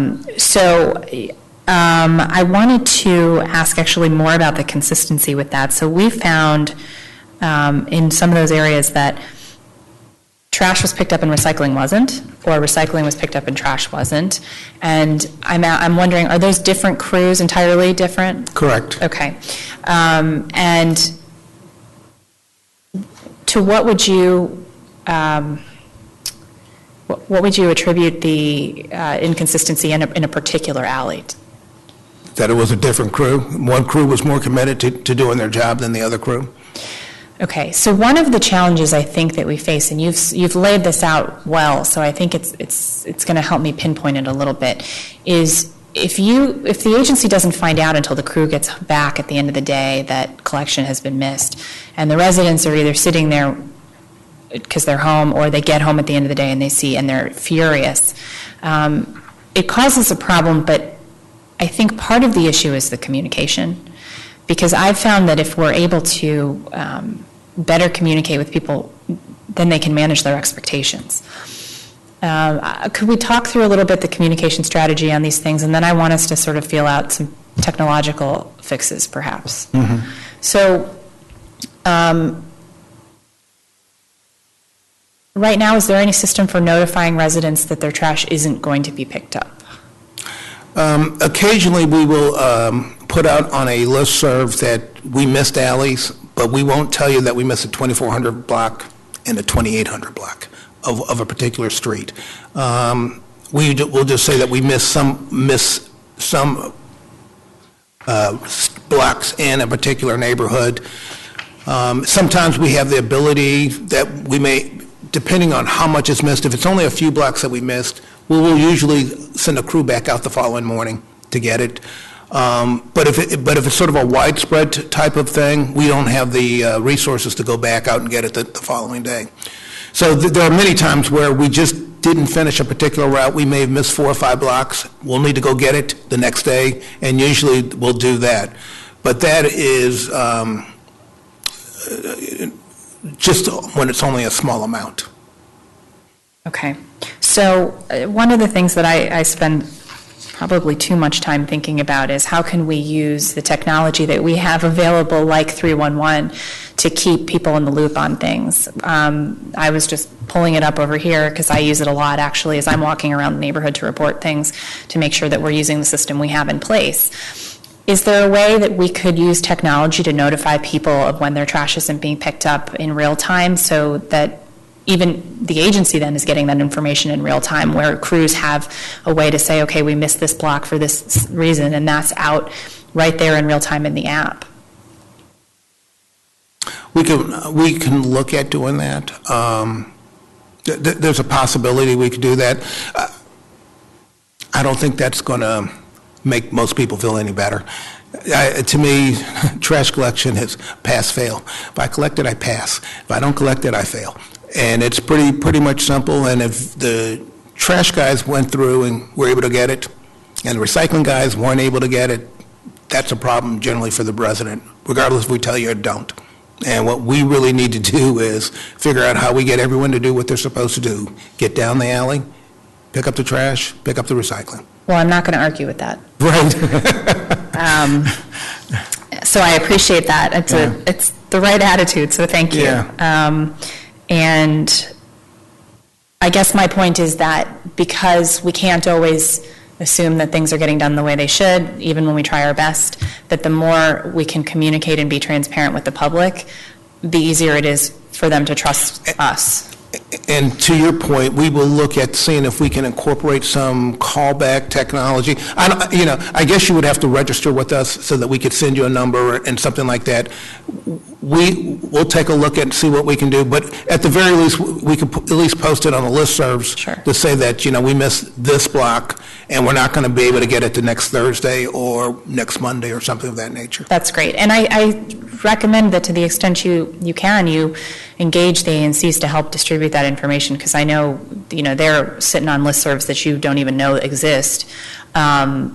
But the technology piece, I'm not going to let go yet. And for example, if you look at Pepco's app, which I also spend way too much time on, determining if there are any outages I'm going to get phone calls about. But if you are a customer, you can pull up the map and see where the outages are, or in this case, where crash collection has been missed, and you say, oh, look at that. All right, it says it was missed today, and they're coming tomorrow, or they're coming Thursday, or whenever it is. Right then, it's just real-time information. So that is sort of the way I'm thinking about it. Obviously, we would prefer that these things don't happen. I don't think I have anything that is 30 seconds short, so I will wait till my next round. And just, I'm familiar with the Pepco app. When I had a power outage, it was useful to know that someone had already reported, they were already aware of it, and so we'll see if we can do something that's similar to that. Yeah. And not reinventing the wheel, but perhaps building on the technology people are familiar with. I think I'll just call Pepco and ask them what are they doing, Sure. Sure, or see if 311 can provide that too. So thank you so much, and thank you, Madam Chair. Thank you, Councilmember. To follow up on one point that you made, I'll just ask if there's an analogy here between our ability of residents to go online and see what streets have been plowed. Because they can do that. Right. Because they tell me they physically see that the street next to them has been plowed, and they haven't been plowed. And I will use the same analogy with snow plowing as I do with trash. It doesn't matter what I did with the street next door. As long as I plow your street, I pass. If I don't plow your street, I fail. No, true enough. But people do actually take some part from the fact that they can pinpoint where we are. Where you are, right. All right, I just wanted to point that out. Let me just ask you, are there any other instances other than snow or ice where you skip collections because of, whether and where a collector can decide. You did say one thing, you said in an alley where there may be construction. Right. Sometimes in the summer we have pretty violent thunderstorms, you might have a tree down, that sort of thing. Anything else? Those would be pretty much the exception, but usually when there is construction, what we expect the crew to do is then just get in there and walk it in, walk it out, and get to it. Sometimes that gets by us, and we don't find out until after the crew is gone. Now, going back to decisions that are made, I take it that there are two kinds of decisions. There's a decision made at the upper level that there'll be no collection today at all, and then there are decisions made by a particular crew that they're not going to pick up in a particular alley or area, right? That's correct. Okay. Now, with respect to the first set of decisions, I know that you have this call, there's a big call, you're on it, everybody's on it, I assume they're on it. DDOT, the mayor, everybody, they have to decide about schools, they have to decide about the government itself. All of your employees are nevertheless essential, so they're coming in. What is it that leads you to decide on trash? Is that something that's actually itself taken up in the call? Schools closed, districts closed, this is closed. Do you actually talk about trash collection per se? No. No, okay. So that there are no particular guidelines that you have, or are there, for the determination at the top level, not the individual level where they decide not to go in, what determines that? The call that you're referring to is the call that we advise the mayor on whether or not what the road conditions are so that they can make a decision about schools and the government. Pretty much for DPW and trash collection, we're on a go basis all the time. And what we may decide later in the morning is that because we don't treat the alleys, that it may not be feasible for us to get the alleys, but at least let's get as many fronts and those alleys you think you can get through.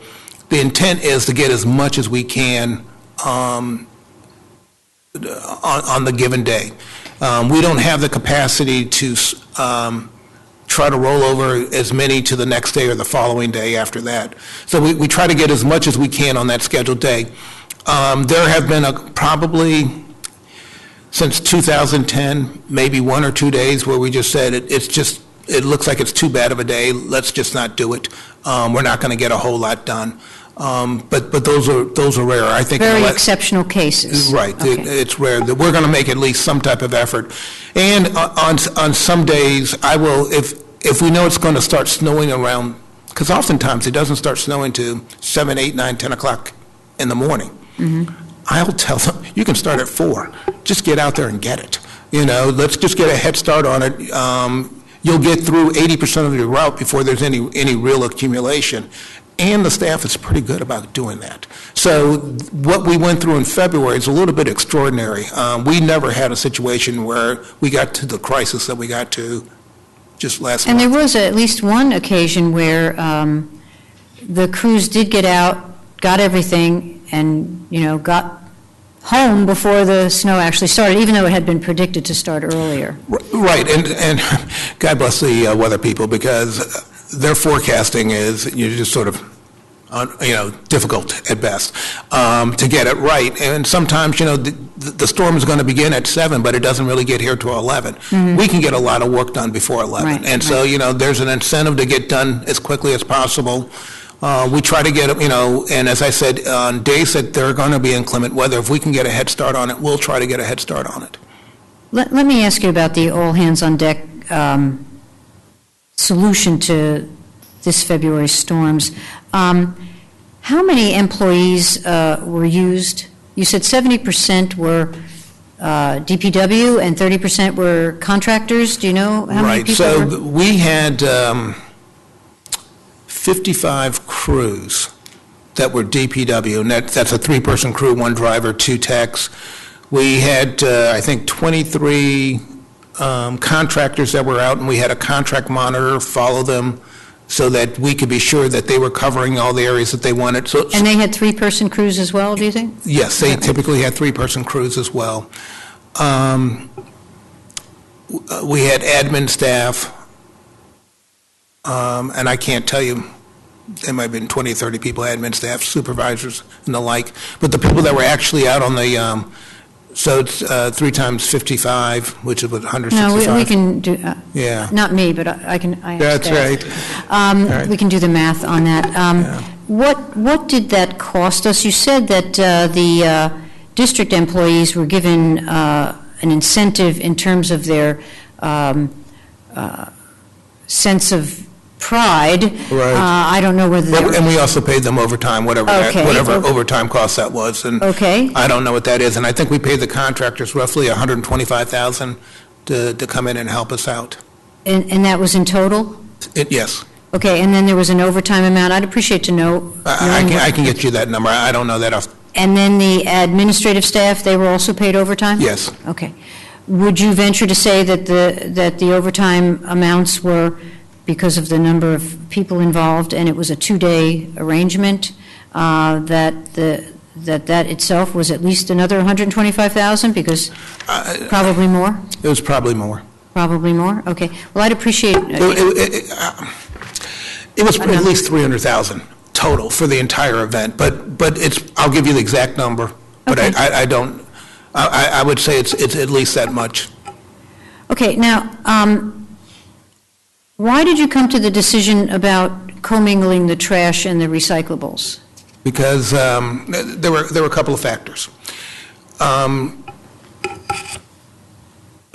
We thought it'd be easier just to hit the reset button. If we can get everything done and over that weekend, on Monday everyone can go back to normal and do whatever they normally do. And that we would take a hit for the 2-week period that we didn't do the recycling. Now let me emphasize that 70% of it was only about 30% of what could have been of the total that was out there. So 70% had been collected and handled appropriately. In the twice-a-week area... So you did have a clear understanding of the areas that had been missed? Yeah, we literally, the staff did bring back in, I think we missed 4 alleys that weren't on the list. And so that after the weekend, there were additional 4 alleys that we had no idea that people were calling back in and saying, hey, how come you didn't get us that weekend? We're still waiting. Right.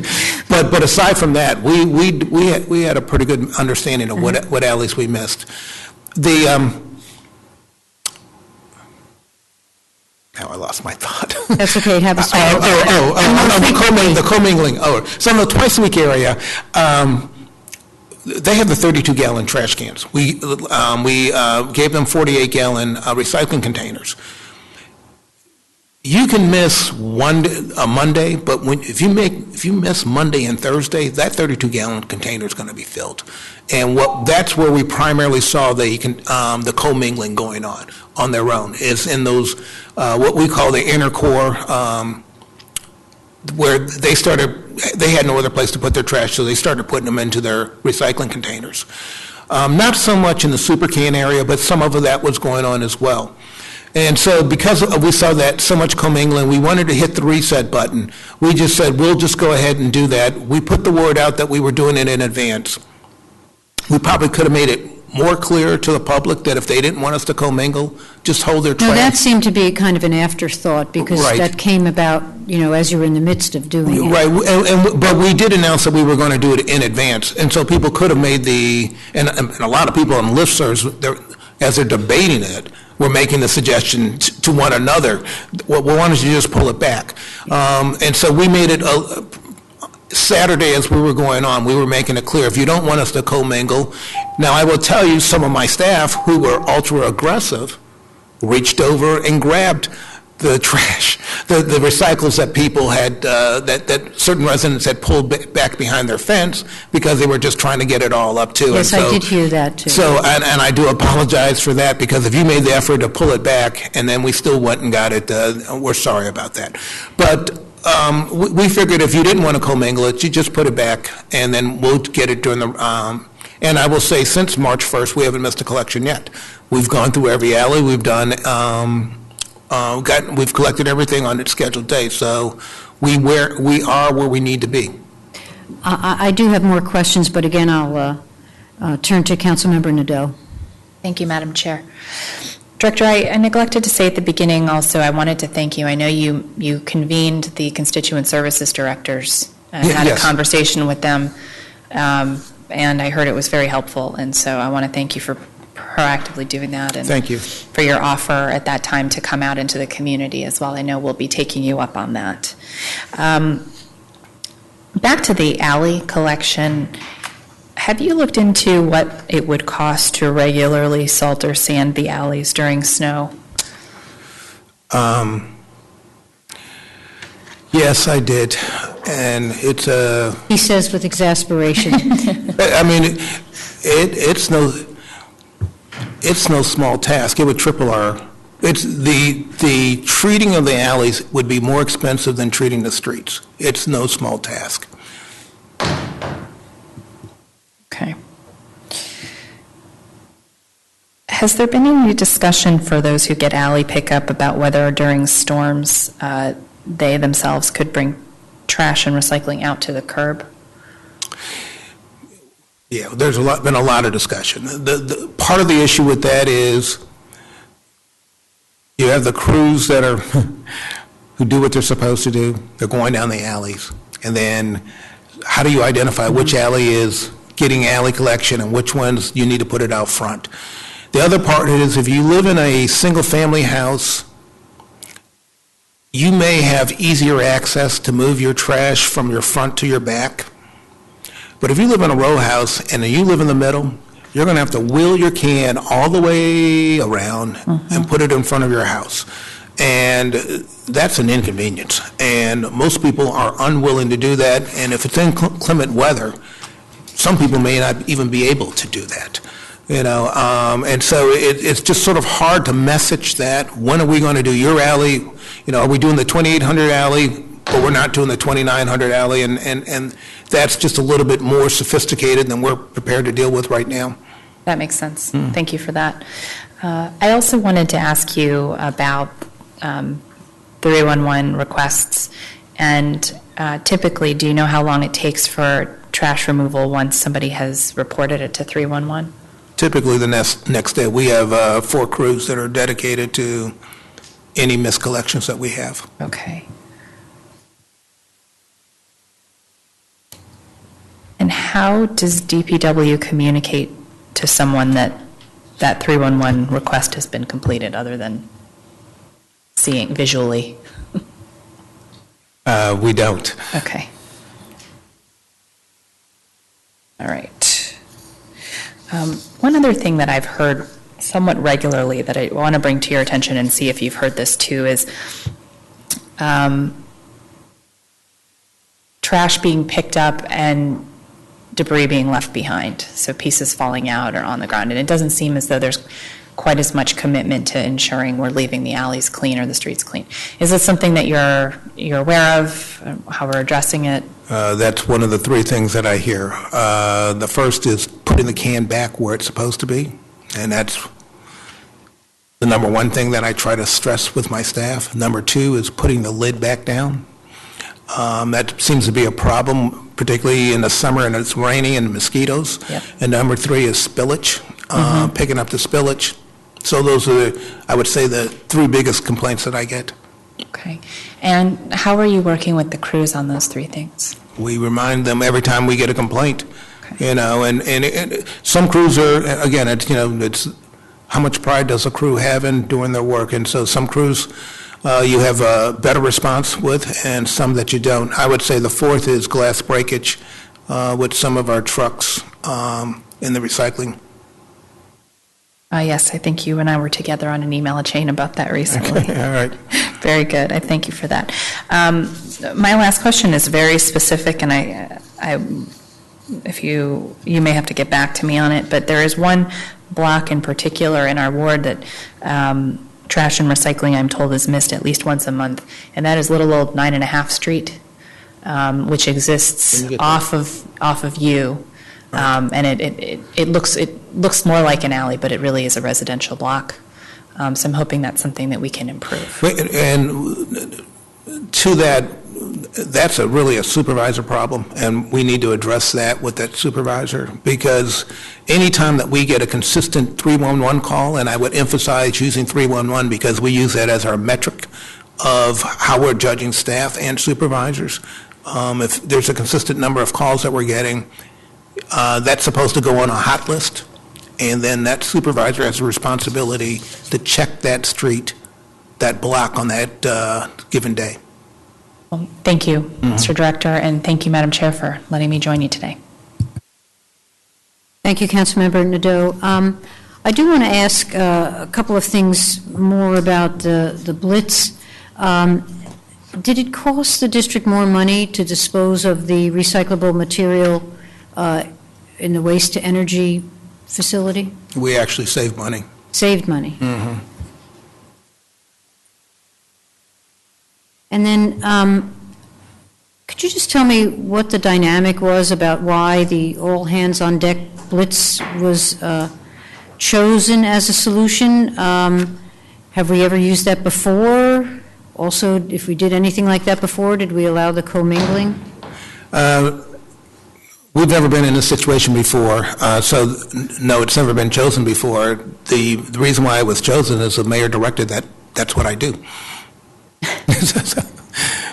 And to her credit, it worked. I want to look forward, as I said at the outset, and at the readiness hearing next year, this will be something that the committee will pay attention to too. And there may be some that we haven't even put out there, but in terms of these events, we talked about sliding, and as you know, the public has gotten very used to sliding because of holidays, and they just pick up after that. Why couldn't we use sliding, which is what people were expecting in many areas? Why couldn't we use sliding for a snow event? For this particular snow event, we couldn't have used sliding because the next day wasn't any better than the day that you did it. So if you were supposed to have a Tuesday collection, the alley was just as bad on Wednesday, Thursday. Now, that may be true of alleys. I'm going to get to alleys, but in terms of the actual streets, they were plowed. You all were doing that on the snow day. But we've virtually missed no front collections. There might have been a few, but virtually every front collection was done. Our problem was alley collections. So, but if the next day you went out and you picked up trash, or you went into alleys, or did that persist for day after day after day? For 2 straight weeks. 2 straight weeks, okay. I mean, February. So what if, in other words, I guess you can't vary from one thing to the next, and then the public gets confused. But if you had the capacity to slide, wouldn't that make sense? Because that's what you do on a holiday.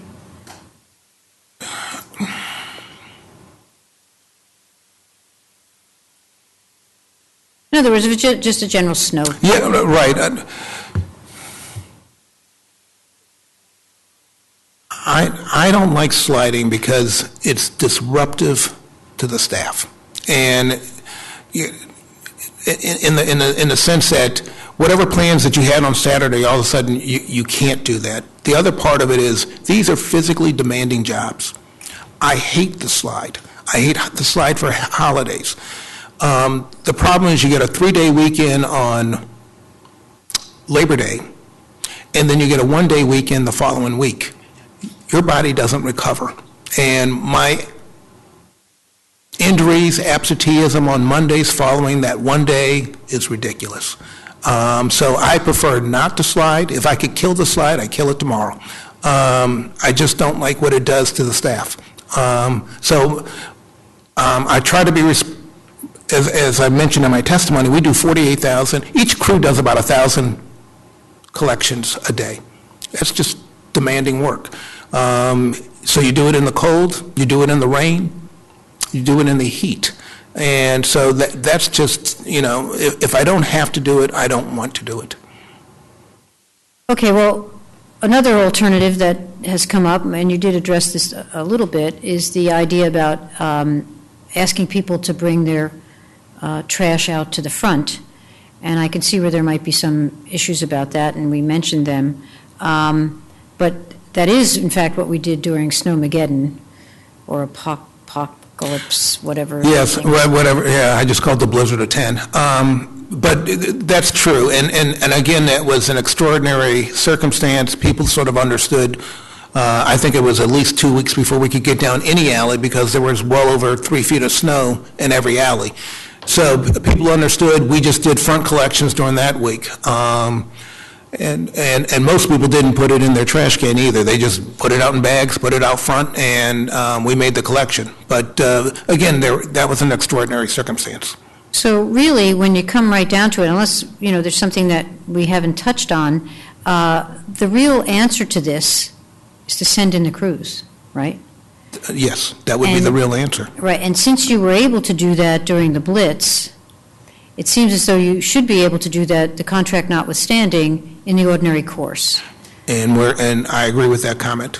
Okay, and so next year, when we talk about winter readiness, would that be the policy then of DPW to say to the crews, look, we understand if you think the truck can't do it, but nevertheless, you have to go down and pick up the trash in the alleys? Yeah, I mean, there would have to be extraordinary circumstances for us not to get it. But in most cases, those situations don't exist, and we do expect you to make those collections.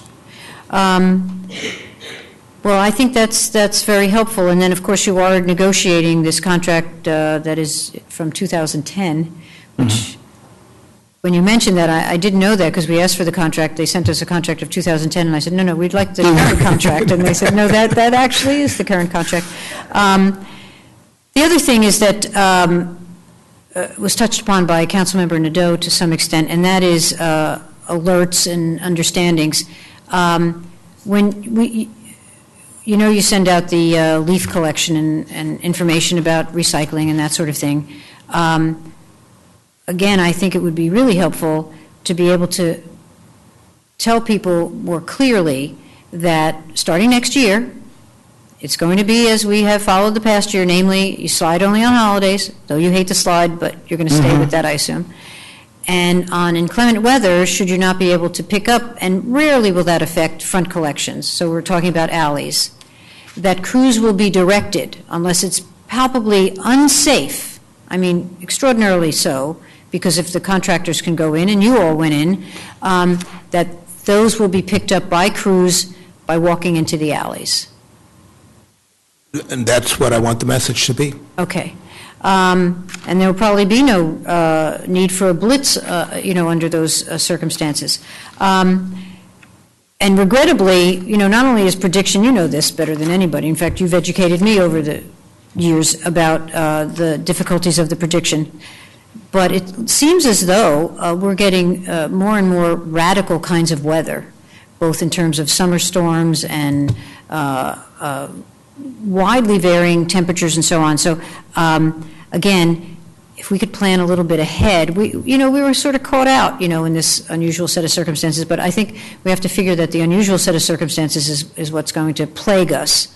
And so I hope you found this useful. I hope the public found this useful. I do want to say two things about just putting information out there and changing things. For the last 4 years in our leaf brochures, we have told people to put their Christmas trees at the point of collection.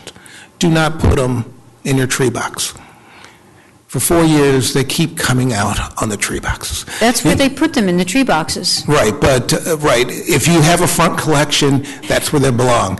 If you have a rear collection, they're supposed to go in the alley. I'm going to tell you the vast majority of the trees are coming out in the tree boxes, and they're doing what they've done for the last 30, 40 years. Well, I'm in the front collection, so we put it in the tree box. You put yours where it belongs, but you're lucky that you didn't have to change. But the people who have alley collections, what you're saying is they also go in the tree box. No, it's exact opposite. They go at their point of They go wherever your point of collection is for your trash. That's where your holiday tree goes. So they put it in the alley. But they've been putting it in the tree box. Correct. Don't do that anymore, members of the public. So we have been, every press release, every leaf brochure, we have been putting that in there. The other thing about sort of changing collections at the last minute. We did the snow emergency back in March 6th, I believe. The news media advertised that constantly, that, DC's in a snow emergency. We issued 3,000 tickets for a snow emergency. So even though everyone knows, and you think the word is getting out, there's still a lot of people that either ignore the message or don't pay attention to the message or just never heard the message. So that's one of the reasons why I'm very cautious about changing the collection point, because that is not going to get advertised as widely as the snow emergency. But the Christmas tree goes to your place of collection. Right. The Christmas tree goes to your place of collection. There's a lot of traffic, listserv traffic about that. Right. The other thing, happens, and as you know, it's happened in years past, you get some different kind of weather conditions, and you get leaves falling at a different rate. If you say that you're going to have pickups 3 times, well, the first time out, might be like hardly anything, and the second time out might be modest, and then the third time out, which may be missed because of snow, is really big. Right. So that, you also get that. And I don't underestimate, the difficulty of trying to work around these different weather conditions. But in any event, I'm very grateful that you came today, and I think that we did at least talk about a lot of the variables here, but again, the clarity comes for me, at least, in terms of the alleys, and making sure that the crews understand that if they can't get the truck in there, they go in and take the trash out. Yeah, that's the message. That's the message. In any event, thank you very much. Thank you. And at that, this hearing will be adjourned, and the time is now 3:16. Thank you all very much. Your script with the notes? Yeah, well, good luck to you. I'm going to give